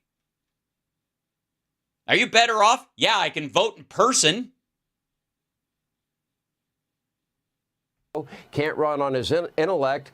Certainly his personality is not that warm and charming. It's a little. Well, he certainly doesn't brag about grabbing women by the pussy, if that's what you mean. Also, Sean, warm and charming. Okay, the reason I've heard this from 9 people, specifically these talkers, because it's part of my fucking job to. I don't rewatch clips on the show, and I don't pre-watch stuff that I'm seeing, but I watch all the rest of it. It's kind of around these topics. And warm and charming has been floated. I think Laura Loomer's said it, or he's electric, and he's got such a warm and inviting personality, all that shit. Okay, this is a sales point. These are talking points right-wing media has gotten about Trump because he's in deep shit with female voters, especially women in the suburbs. And so he's pushing this warm and charming shit, hoping they can make up some gaps in it. It ain't happening. They'll move on to something else. And the reason they're moving on to this warm and charming and he's just beloved and all this kind of stuff is because they lost the border fight when he killed the bill. And they know it's just going to get clearer between now and the election. But understand this. Either Sean, in talking to Don Jr., on the phone or face-to-face, is getting talking points from their team or from, getting emails. Who gives a shit? They might even just be in coordination with the campaign at this point. That we need to play up this part while you fight this for us. You make Biden look like a cold, dithering idiot and then talk up warm and charming. We really need help in the warm and charming area. So if you could really push that for the next couple of weeks over and over again, that would really help us. Basically, this is a giant ad. A little creepy at times. Joe and his fellow Democrats have creepy? Creepy. Creepy. Joe's creepy. Joe is creepy. Sorry, did I say first gentleman? Yeah, second gentleman. First female president's second gentleman. Yes, thank you. He's sorry, Sean, Biden's creepy? Biden is creepy, you say? You think he's creepy? Huh. That's weird. Yeah, it's weird. You try to. I mean, what would you say makes him creepy, Sean? What would be the thing that makes Biden creepy?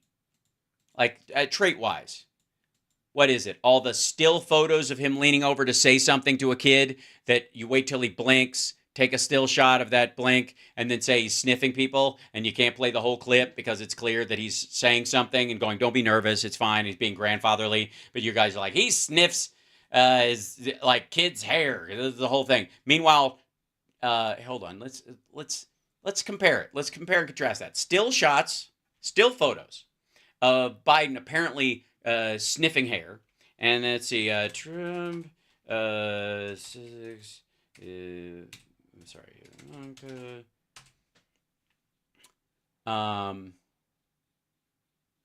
see, let's go to videos. This will be the easiest one. Let's see, this will be back here. 1 second.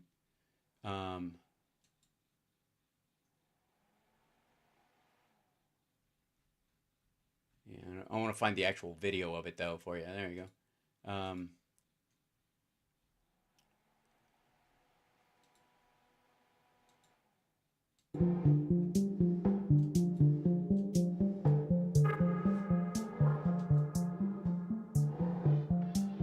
See, as president, I could have did less. Yeah. Now I can't, but this is Yeah, classic. now.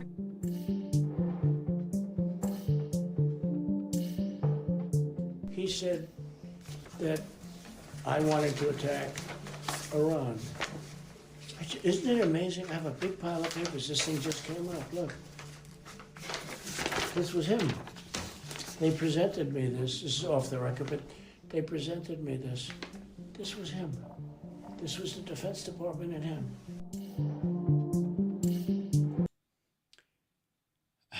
Donald Trump made sexual comments about his daughter Ivanka to aides working in his administration. A former Department of Homeland Security official reportedly claims in an upcoming book. Miles Taylor, DHS chief of staff under Trump, described the alleged remark from the former president as part of a wider pattern of sexism and inappropriate behavior towards women in his administration, according to Newsweek, which obtained an excerpt from the book.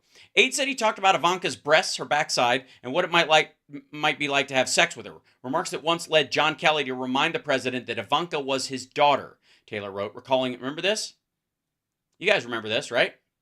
I'd love to have Noel on. Yeah, we should reach out. Noel would be great. Afterward, Kelly retold the story to me in Invisible Disgust. Trump, he said, was a very, very evil man. Taylor said he also witnessed Trump's sexist behavior in meetings with Kirstjen Nielsen, who was the Secretary of Homeland Security from 2017 to 2019. He said he would refer to her as sweetie and honey and critique the way she was dressed. Yeah, and then there's the old, let's see, what is this? I think it was on The View, right? That was the main one. A bunch of these. Let's see, this it'll be on. It'll have to be it on. Look for it on YouTube. It'll have to be on there. Yeah, here you go. Let's see. Trump, sex, Ivanka. I'm gonna throw up on my keyboard. Let's see. Yeah, Trump's creepiest moments. Let's see. Gross thing said. Okay, here you go.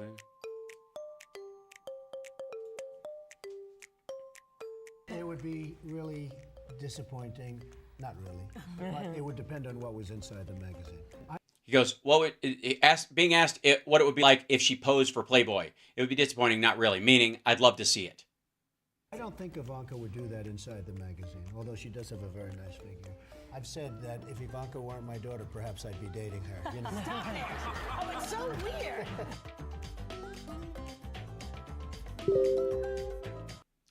Yeah, she's really something. What a beauty, that one. If I weren't happily married and you know her father. I have never been so grateful for an ellipsis in my life. You know who's one of the great beauties of the world, according to everybody, and I helped create her? Who? Ivanka.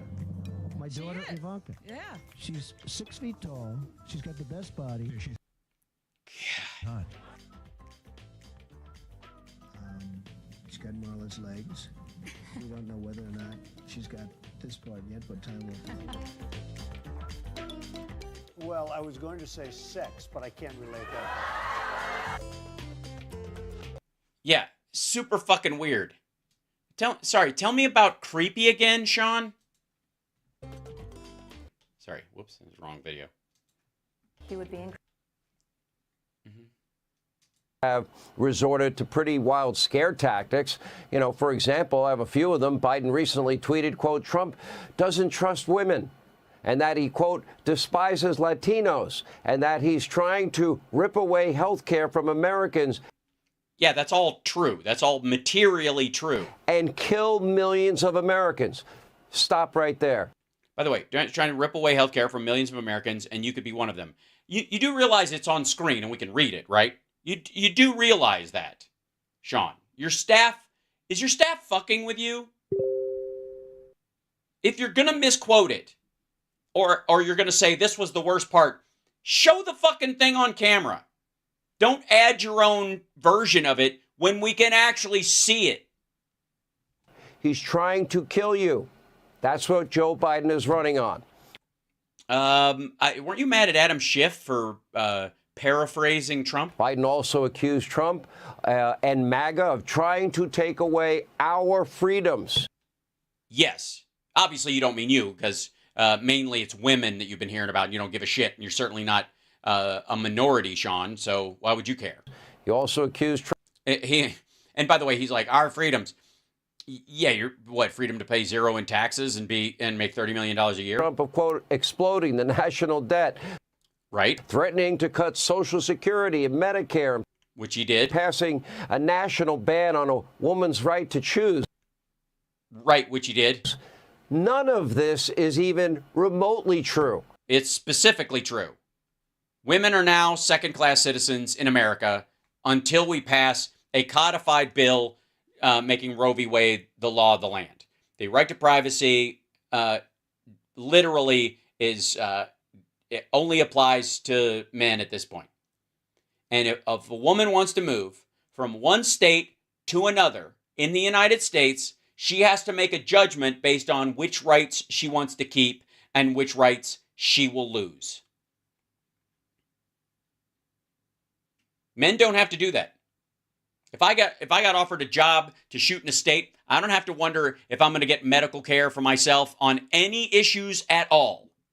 But if a woman's concerned at all that if she has a miscarriage or an ectopic pregnancy, that it might cost her not only her life, but the possibility of her having children again if she does survive, she's got to consider that before she moves to another state. They are second-class citizens in the United States. Until this Donald Trump horseshit is out of our system and collectively kicked to the fucking curb, and every single Republican that even would float this bullshit,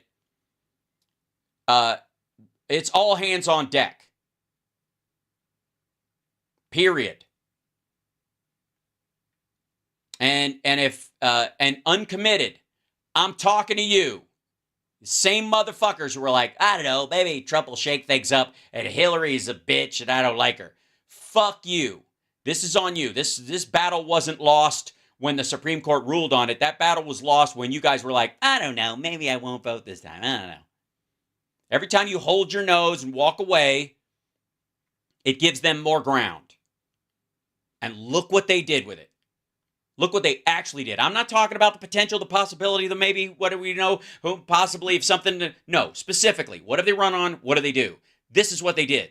What has Joe Biden said? Put a bill in front of me that codifies Roe v. Wade, I will sign it. What has Donald Trump said? I'll tell you what he said. There's got to be a punishment for the woman. There has to be some punishment for the woman if she gets an abortion. That's what he said before all this shit. And everybody's like, well, it's like, Jesus Christ, the news on this whole, like he's leaving it up to the states and therefore moderating his opinion on abortion, and he promises he will not sign a national ban on abortion. He's going to leave it to the states. Come here, lean in.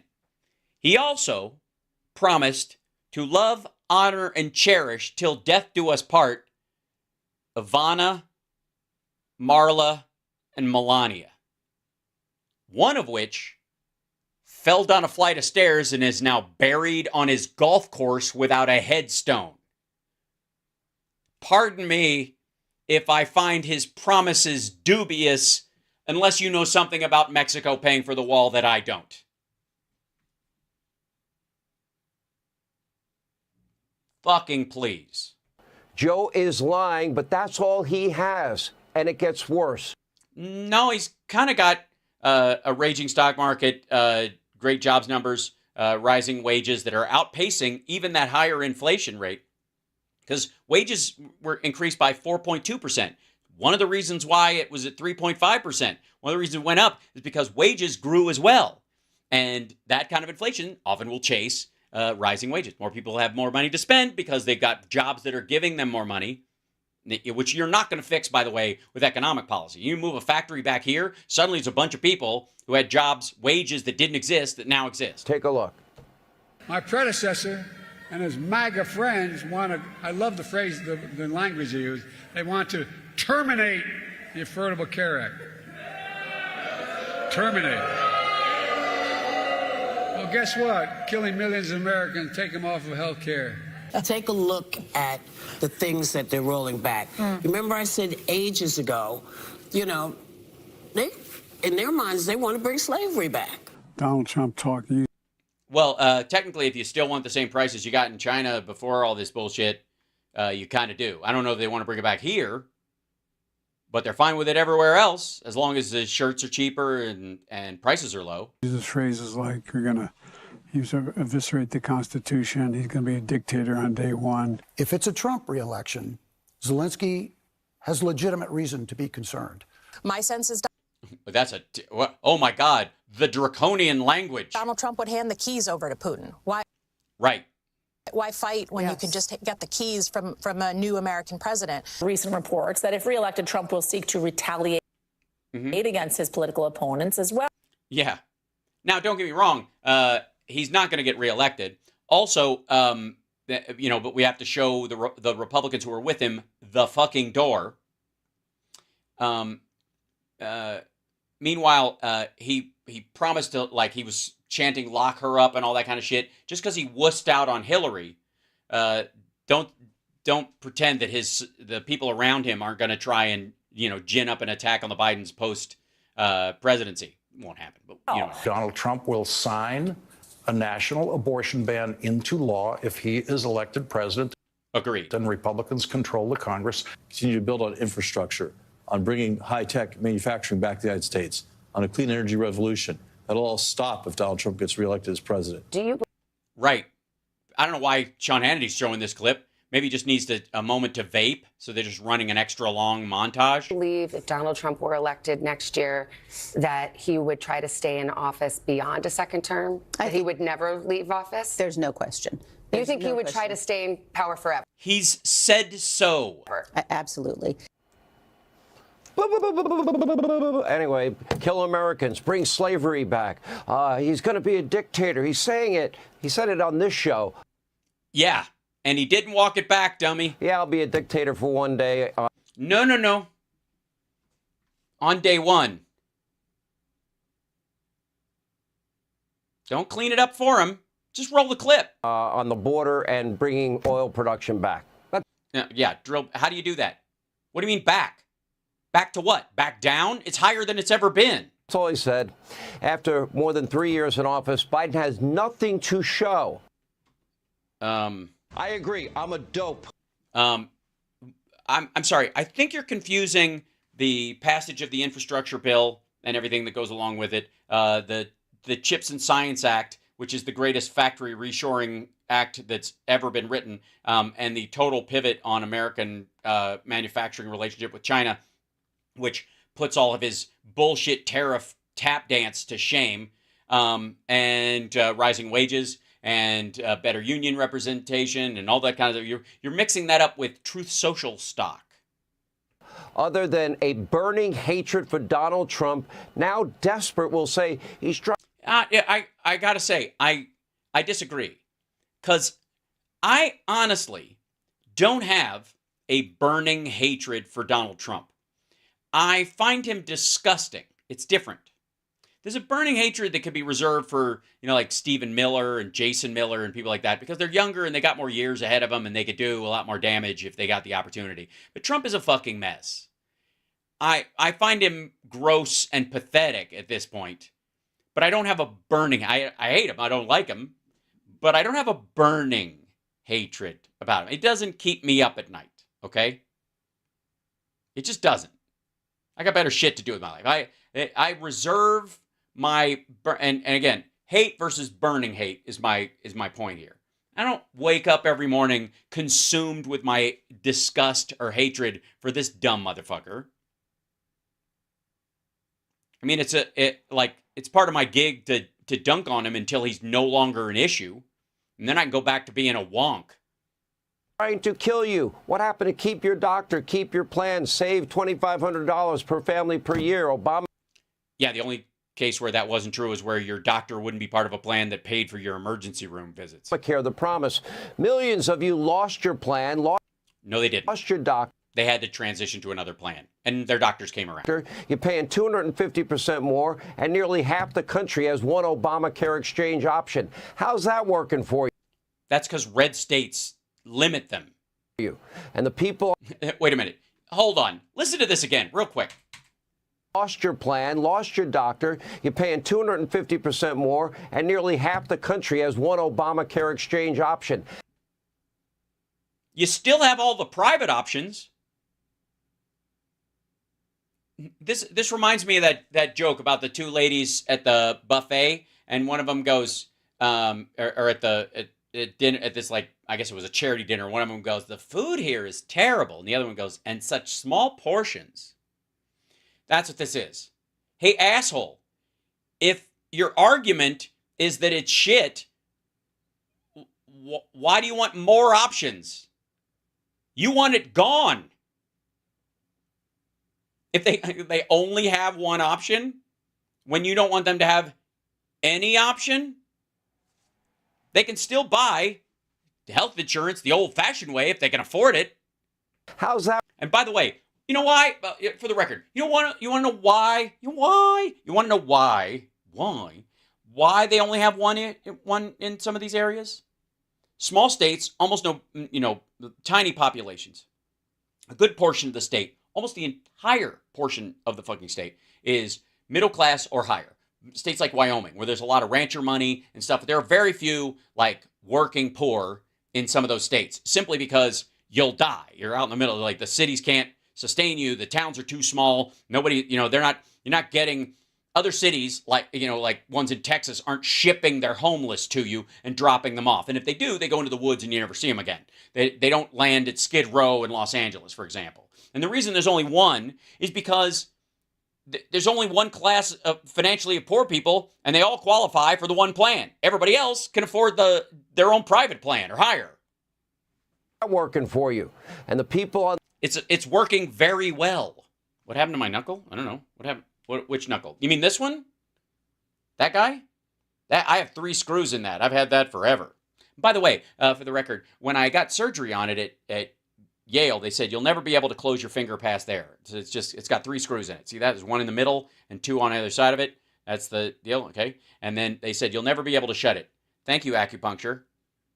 I have full articulation in that. So there's why I believe in acupuncture, because it worked. It also fixed my ankle, which had been bugging me for years. Left are so. I just happened to get it done when this happened. Desperate, attacking Trump now for an Arizona Supreme Court ruling that upholds what is a Civil War-era law banning abortion. Right. He's for the ban. Again, in any fight, whether it's for people's rights or a physical fight between 2 people or a war itself, if you do not intervene and you have the ability to intervene, if you say it's not my business, then you are on the side of the aggressor. Right? Right knuckle is red? It is? Oh, you mean these? Like this? I think, again, I don't know. Because I was boxing. Maybe that's it. Yeah, it's not hurt or anything. I also tend to do this. I rest my hands on my desk while I'm talking. Like that. So it's fine. I'm good. And I also got acupuncture today, so maybe I don't know, maybe I wasn't paying attention and that's where one of the needles was. This will be fixed in the next week or 2. Let not your heart be troubled. I can pretty much assure that will happen. Oh yeah? You sure it'll be cleaned up by the state? It'll just go away and the right to lifers won't try it everywhere else? Trump opposes the law and this ruling because of politics. Because he says you got to get elected. Not because he gives a fuck. Or you can believe... What? And I'll tell you what. If you really asked him, he would absolutely oppose it. Because if he needs to pay Elliot Broidy some money to go take care of an abortion that he's responsible for, it would be difficult in Arizona. That's why, if you really asked him why he gives a shit. Joe's make pretend Donald Trump that doesn't exist. And you know what? Arizona's governor is a Democrat. The state's attorney general is a Democrat. Right. They're going to be fighting it. The state legislature is almost evenly divided. If almost Democrats, you want to get rid of the law, well, you have a chance right now to get rid of it. Oh, yeah. And I would advise you, get rid of it. They would. Oh, we're going to do that. But by tilting the electorate there, by literally changing the almost balanced version of the state of the state assembly. Rather use it as a political tool ahead of November. Most politicians on the left do not actually care about making your life better.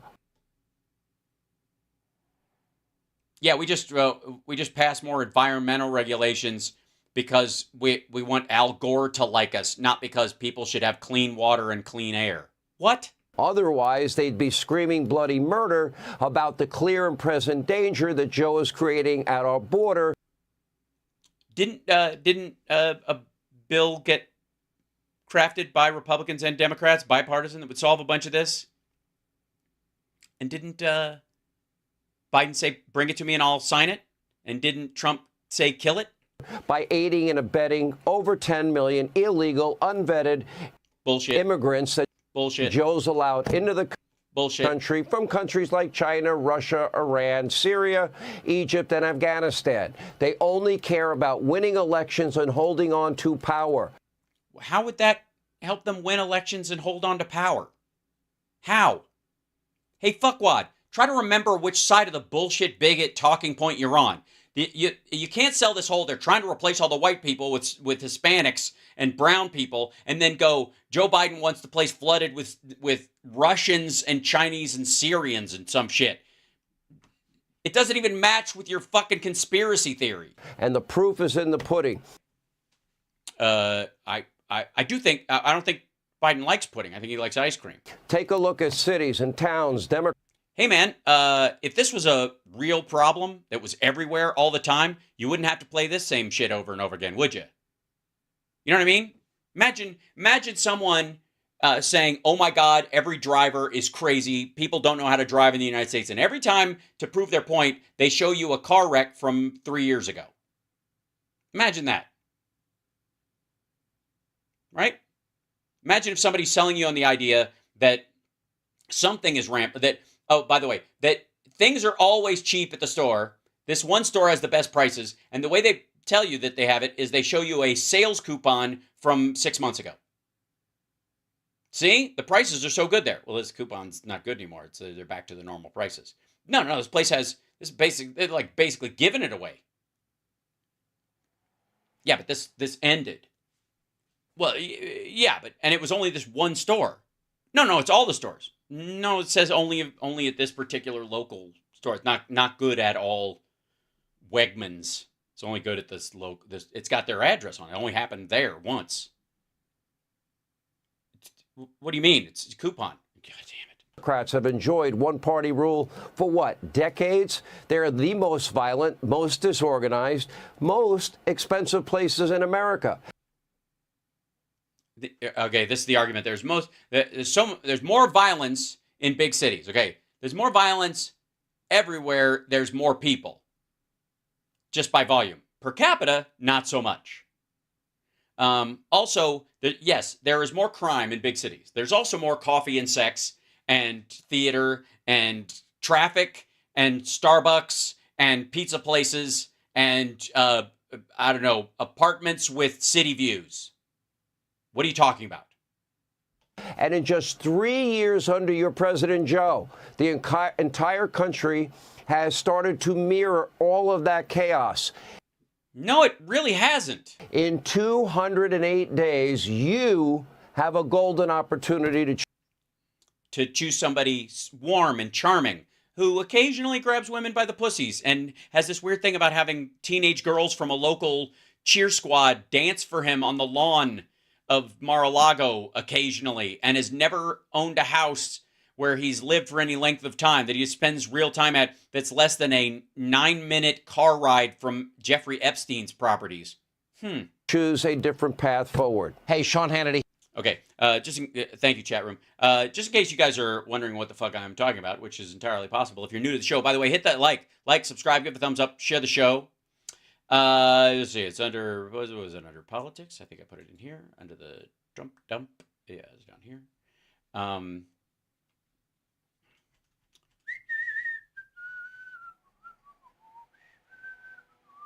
It's up here. I want to show you this one thing. Go up. There you go. Yeah, there we go. That real quick, just because I just like sharing this with you guys. This is. Let's see, I gotta stretch this out so I can show it to you. Just in case you're new to the show or whatever. This is a map of West Palm Beach. That's Jeffrey Epstein's house. And this is Mar-a-Lago, right here. 1.4 miles apart. It's a 4-minute car ride. From there to there, from Jeffrey Epstein's house to Mar-a-Lago, 1.4 miles apart. Let's go to New York again. Jeffrey Epstein's New York mansion. Got a $70 million mansion in New York on 9 East 71st Street that he got for free. I think he actually had to give $1 for it legally from one of his clients. And that was a 7-minute drive, less than a mile from Trump Tower. Whatever happens, Donald Trump, these are the only two places Donald Trump calls home. Trump Tower and Mar-a-Lago. Everywhere else is a temporary, short stay, whatever. But wherever Donald Trump has a house, wherever Donald Trump lives, he's never more than 10 minutes away, 9 minutes away from one of Jeffrey Epstein's properties, from Jeffrey Epstein's specific houses. It's a 20-minute walk. Trump doesn't walk, though, so we both know he had a car service. I thought I was going to show the dancing girls on the lawn. No, I don't need to see that. Neither do you. Gross. Yeah. So just for the record, if I may, chat room, and I love you guys. No, nobody's going to sell me on this bullshit that Biden's creepy and Trump is a saint who's warm and fuzzy. Forget it. He's gross. He's aging very poorly, and he bragged about. I guess he was gonna.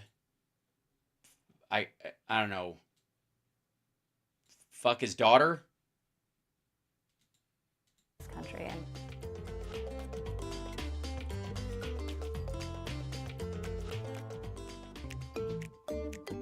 Yeah, gross. Exactly.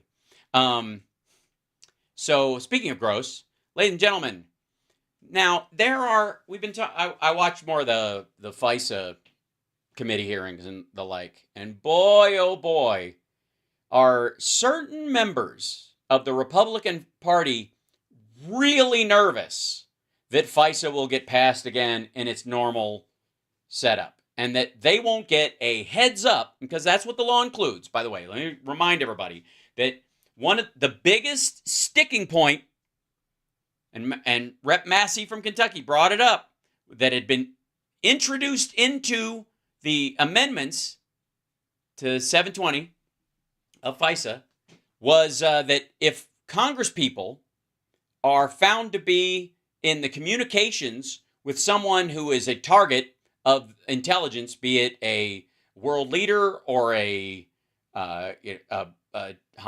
terrorist like a Hamas leader or a Hamas coordinator or any of that shit, or even like oligarchs who launder money for terrorist organizations or run guns, shit like that.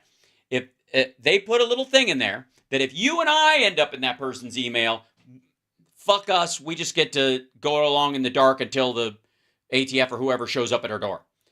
But they get a heads up.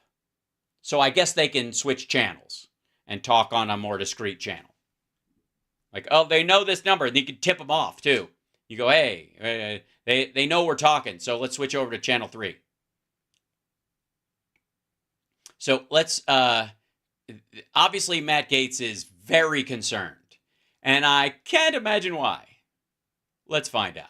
Congressman, so you're against the reauthorization of the FISA bill. Why is that? We need a warrant. Okay, why is this quiet? He goes, and that's why there's, I guess what, that's why there's print on the screen. Sorry, this is their video. It's this quiet. If there's going to be collection and searches regarding American citizens. Otherwise, it's not collections and searches regarding American citizens. It isn't. If American citizen shit is in somebody else's hard drive, it's not your shit anymore, especially if it's digital. what you face is a world in which the Fourth Amendment applies differently if you're in the digital space as opposed to in real life. And I think no, it isn't. No.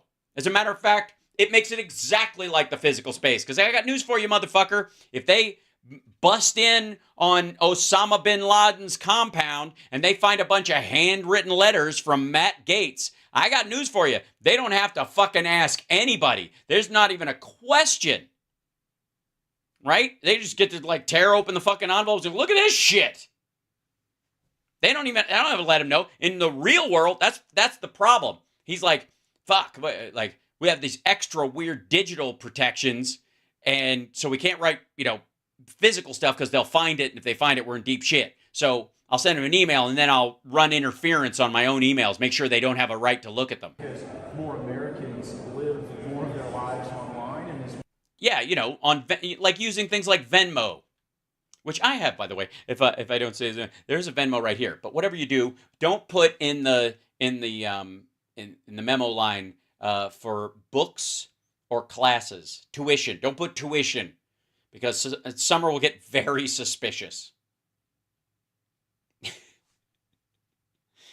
For those of you who don't know, Matt Gaetz paid for an underage prostitute, a girl, with his buddy Jeff Greenberg, Joel Greenberg, with Venmo allegedly, and put tuition for books and that shit in the memo line. And by the way, forgot to make his Venmo private. Because he should be in charge of the country. He should be one of the pivotal people in our representative government because he's smart. He should have secure, top secret clearance, shouldn't he? God damn. More connections in the digital world are global. We should be very wary of the expansion of authorities that have been really abused. In the last Inspector General report, it was over 250,000 times that this law had been violated. No, it hasn't. By the way, I hear this all the time too. 250,000 times the FBI violated the law. No, they did not. For the shorthand of this whole thing is, and Republicans have been dunking this 250,000 times. Oh my God, they've violated the rights of everyone 250,000 times. Okay, first of all, they're counting every click in a particular document. Secondarily, they were under the impression that if there were linkages in the documents, they could go to those without asking that might go to another server or another thing. So, which I don't know why they wouldn't. If you send an email with a link to another server to Vladimir Putin, and it just says, hi, Vlad, remember what we talked about? And it's got a link. And I click on the link you sent him, I should be able to look at the shit that's in that link. If it's not password protected, right? That seems reasonable.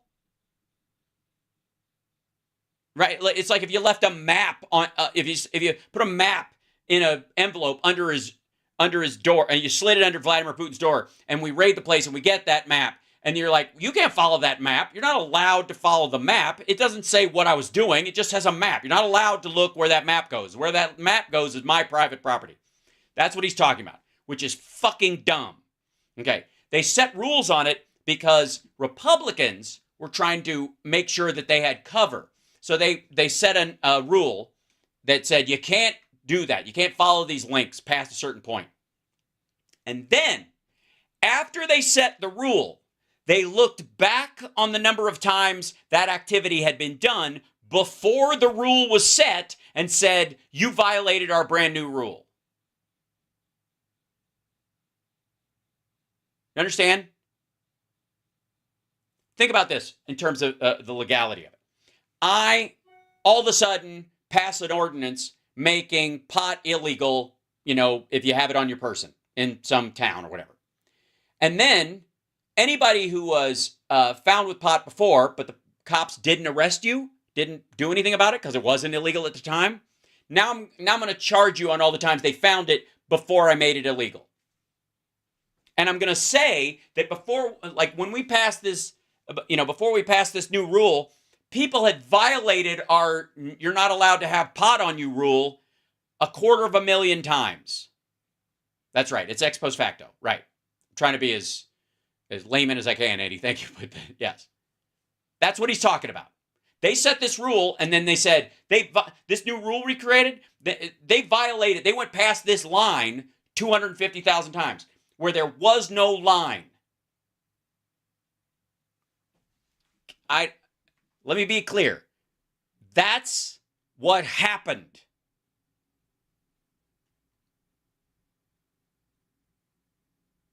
She said this. Fucking Harriet said this same shit. Hard-hearted harbinger of haggis. Every time you hear somebody say that, like the FBI violated this rule 250,000 times. Well, it wasn't a rule yet, you dumb motherfucker. He's a habitual line stepper, right? Yeah, Harriet is the haggis thing is a line from So I Married an Axe Murderer. In case you haven't seen that movie, I don't know what's wrong with you. You should get out more and enjoy your life. And okay, there we go. So they didn't violate a rule because there wasn't one. Illegal searches and queries. I think they were breaking the law about 38 times an hour. So that. No, they were not. You established a rule based on a new reading of the law, which, by the way, is not in this version of the bill. They're clarifying what those rules mean. And when this law, that's the other thing. When this law passes, when the new updated version with the rules written into it, when they're actually written, which he's against, and it will codify the rule with an actual fucking date, at that point, then that whole, like, they broke the law, they did illegal shit up to that point. It officially becomes a technical lie on all measures. Right now, they're lying around the edges because because it's a rule and it's a guideline and they broke the guideline and we can call it illegal and I'm not, but until it's officially defined, this is it. This is, swear to God, they create a line and then they go, yeah, until this line was created, nobody was doing anything wrong.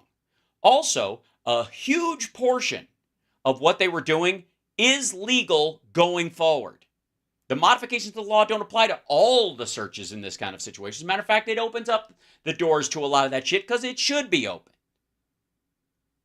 As long as you categorize the person that's the target properly, then the searches you did around their shit, if they're a terrorist or a gun runner or if they're, laundering money for drug dealers or Russian oligarchs, then looking backwards, suddenly those things he's calling illegal are no longer illegal because the standard that they set has been codified. It's a good basis to constrain those authorities. But the FBI director today was making the case that this is perhaps the most dangerous threat environment since 9/11. He's saying this is a violent tool. Are you concerned that you're weakening our resolve here? Well, as a tool himself, I'm sure he feels a certain way. You know what would be a vital tool to address the most dangerous the border environment? A secure border. Like if then pass the border bill. If Director Wray and the Biden administration are real fired up about the threat environment, then we should reinstitute Trump policies at the border. If we had Title 42 back at the border, there would be more people crossing all the time. There would be more fentanyl. It would raise the amount of drug trafficking that would increase coming across the border, and human trafficking would increase back to the numbers that it was during Title 42 because it's basically a conveyor belt. But the fact that they allowed the border to be open is... It's not open. The border is not open. It's not a basis for them to violate people's civil liberties. This is kind of a strange conversation we're having. No. This is apples and cats. You are trying to divert this to something else that will scare people in the specific to run cover for yourself. Here, I'm a conservative citation needed. Republican. You guys often call me far right, but here I'm the one arguing for the more aggressive approach to the protection of civil liberties, and it's indeed the Biden administration that's a little nosier and pro-snooping. Congressman Joyce, a colleague pro-snooping of people that, by the way, don't enjoy the protections of the Constitution. They are not Americans. And they specifically have to fall into one of 7 categories or more, I suppose. They could do, there's a lot of multitaskers out there in the horror world that they, those you have to contact those people for even your shit to end up being discussed in this situation. You just want a heads up when they finally catch you so that you can, I don't know, bug out. Viewers from Ohio says this is a vital law that should be renewed. Have you talked to him about your concerns? He basically said, those of you who are opposing it don't understand the law. We know how many times it's been broken. See, they're going to run on this 250 number. And if any law has been broken over 250,000 times, it wasn't a law at the time. in some of these violations of the law and the queries, FBI employees were searching for information on their neighbors or their former lovers or people involved in their personal lives. Which has nothing to do with FISA. Again, this is the other dodge. In a couple of these cases, the idea was that somebody was dating somebody who was like their son was seeing a woman who's recent emigrated to the United States or something. And they ran a query on this person because they thought, as an FBI person or somebody in the DNI or whatever, if they were concerned that someone was trying to get to them via their child, they did a lookup on the person that had introduced themselves to their child at a party or at college or someplace to just run them down to make sure it's not a problem. That's not out of the realm of possibility. Right? That's not a reach. And I think that's just wrong.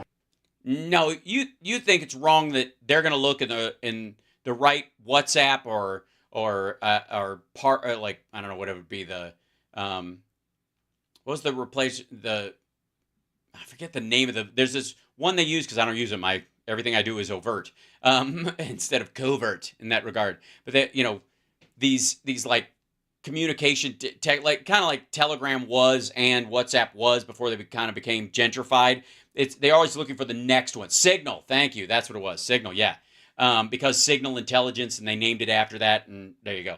That they want to be able to go, oh shit, they're onto my Signal. I got to move to the next thing. I think we have to have more checks against that, and a warrant requirement would create at least an additional review by a court that you would get to look at because you're in oversight. To assure that there wouldn't be these really insane violations. Now, they weren't insane violations.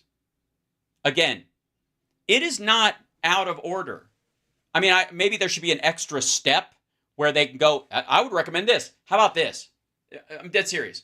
There should be a rule within the FBI, if there isn't one already, and there probably is, pardon my ignorance about how it runs, but in the modern era, that we know, between honeypots and other people trying to like plant devices or listening devices or the like around people, that you as an employee can go, hey, to whoever your superiors go, and it should have a code name, a 212 or something like that. Hey, I got a possible 212, which means somebody approached a member of my family. There's a new person that's a foreign person. They're living in the United States. They're a legal resident, or they've got a visa recently, or they've come here, or they've just moved here and they're applying for citizenship, or they're an asylum seeker, or they're here, illegally seeking this, but they befriended my child or my son, daughter, my wife, met them at this thing. And I need to run a check in case they're trying to cozy up, in case they're trying to get close and use the fact that I'm here for them, do this either through a pressure campaign or whatever. I need to know if they're here honestly or they're here as somebody else. And I need to run a check on them. And because they're not citizens, which is what he's talking about. The people he's talking about in these cases are not citizens. I need to check, even though they're in the United States, I need to run a special case on this because it's not just like they're cozying up to just anybody. I work in intelligence and they're trying to get close to me. And I work in the FBI. They're trying to figure out where I go when I'm home, what my kids are doing. That's very concerning. And you should be able to run interference on that shit. And there should be a coded reference for that and say, I had to run, a check. Right?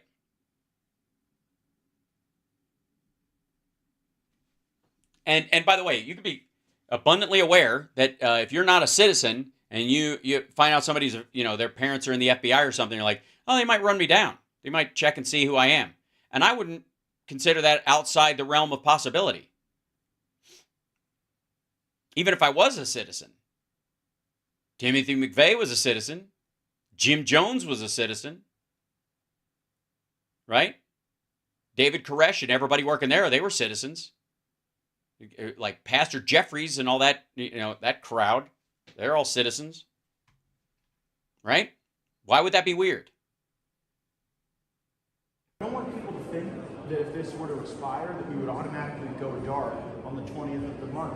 When we did a short-term extension of FISA to continue these negotiations, the active cases were extended through the end of the year. So we've got a little time to work this out. Yeah, like he's counting on a pause. He extended these active cases, but froze in place their ability to look at Matt Gaetz's email addresses, his email aliases that they were on him. He froze those in place. So him and fucking Andy Biggs and MTG and all these assholes they got a pause on this shit. And if we can kill it before they get a chance to look in there, I might be home free. That's what's going on here. That's what's happening. Because they know we're looking at those bad people. And they know they've had conversations with those people. Like lengthy, compromising conversations. And so all this flip out was about like throwing a fucking monkey wrench in it and trying to stop it. And then while it's on pause, shut it down. These are complex intersections of national security and privacy, but I think the Fourth Amendment has to still reign supreme. Is it dead or will it get worked out? Oh, I think we're making a lot of progress. One of the main things was to talk about shortening the duration of the renewal from 5 years to 2 years. I think Donald Trump's going to be the next president, so that would give President Trump a time to pardon me and kill it. Act back to put his own stamp on FISA reforms. His own stamp, which would get rid of all of this.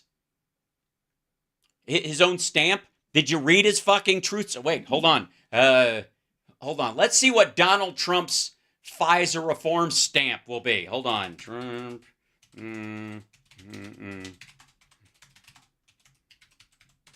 I think I actually have it on Telegram, if I'm not mistaken. Let's see if I can find this in here. Where are you? There you go. Where is this jackass?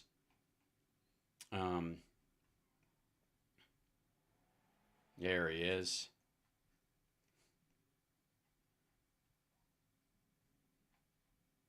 Yeah, there we are. Okay, I think I found it. I found it. Hey, let's see what Donald Trump's stamp on the Foreign Intelligence Surveillance Act is. Let's just see what it is.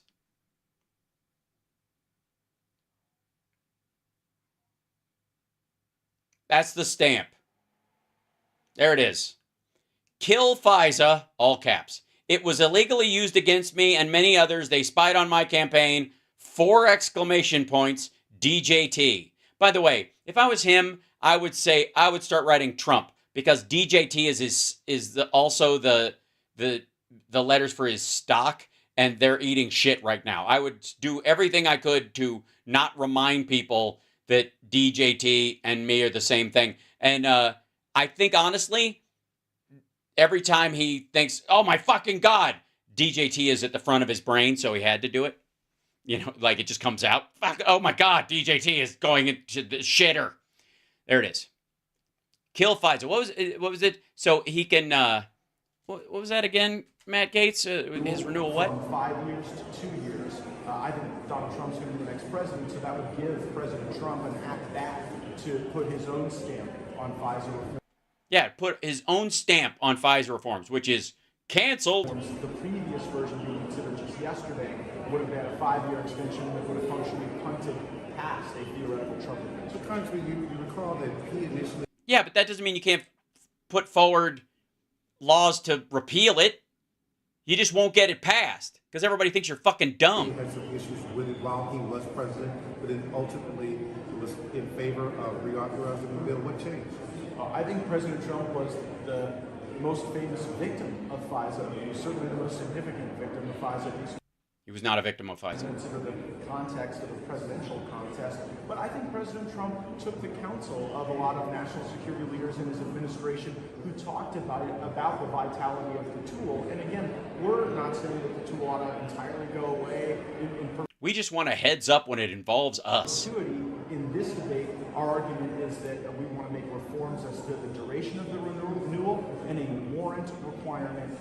By the way, he wants to shorten it so that they don't have to pass a new law to change it, that they can just let it come up and Donald Trump will refuse to pass the extension no matter who votes on it. That's what he means. Because even if the House and the Senate agree on it and it needs to be there, all Trump has to do is veto it. And then the Russian money will start flowing again. The NRA will be back on top and the Republicans will be flush with cash and they'll be able to buy ads and they won't have to bilk maggots for every last nickel. There is collection on Americans. This isn't a warrant for foreigners. This is where there's incidental collection on... Incidental. No, that is incidental. What does he do, this man you seek? American citizens. There should be a warrant. Nope. Not on this shit. Sorry. You email somebody in a foreign country, you email anybody, I got news for you. It ain't yours anymore. Doesn't work that way. If it's a phone and you're talking about text messages, for example, there are limits on that because that's direct connection. But if you just send an email, it's there for anybody who can log into that to read. Thanks, Epic. Thanks, levels. There we go. Hold on. Kansas. One there. So, anyways, I went way over. I know that. You know that.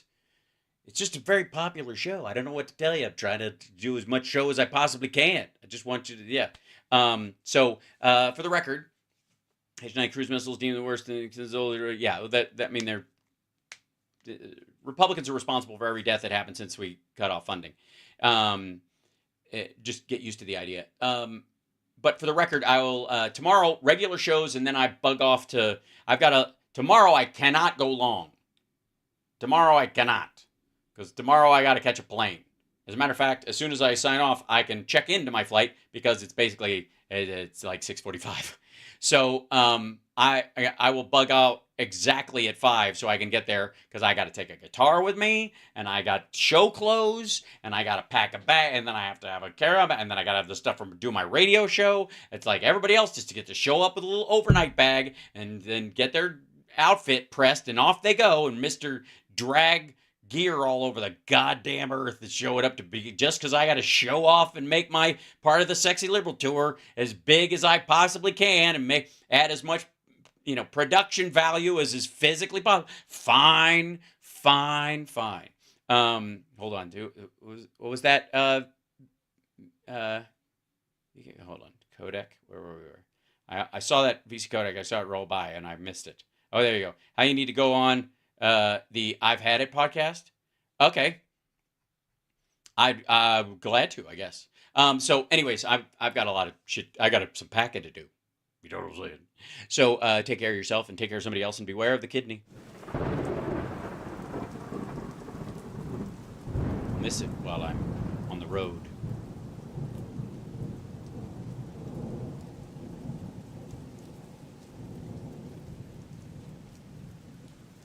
Mm-hmm. The kidney has a very special place in the heart. True.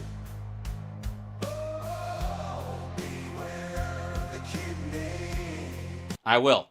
But remember, before we go... You are watching Housebox Megaworldwide, and we're glad you're along for the ride. Every day Hal is here by your side, so please would you like and subscribe? That's right. So take care, and I will see you guys tomorrow. What? Oh, hold on. There's this weird button on my desk that keeps flashing. I'm going to push it. Oh. Hit that like if you haven't already. Thanks so much. Ultimate Jam Night next Tuesday. Super groups. Thanks everybody for helping the show today. Really appreciate it. Love you guys. Welcome new subscribers. Hang in there. It's a good ride. The show's a good ride. I'm just telling you. We have a good time. Oh, Doc, thanks so much. Sarah, there you go. Look at you guys. And away we go.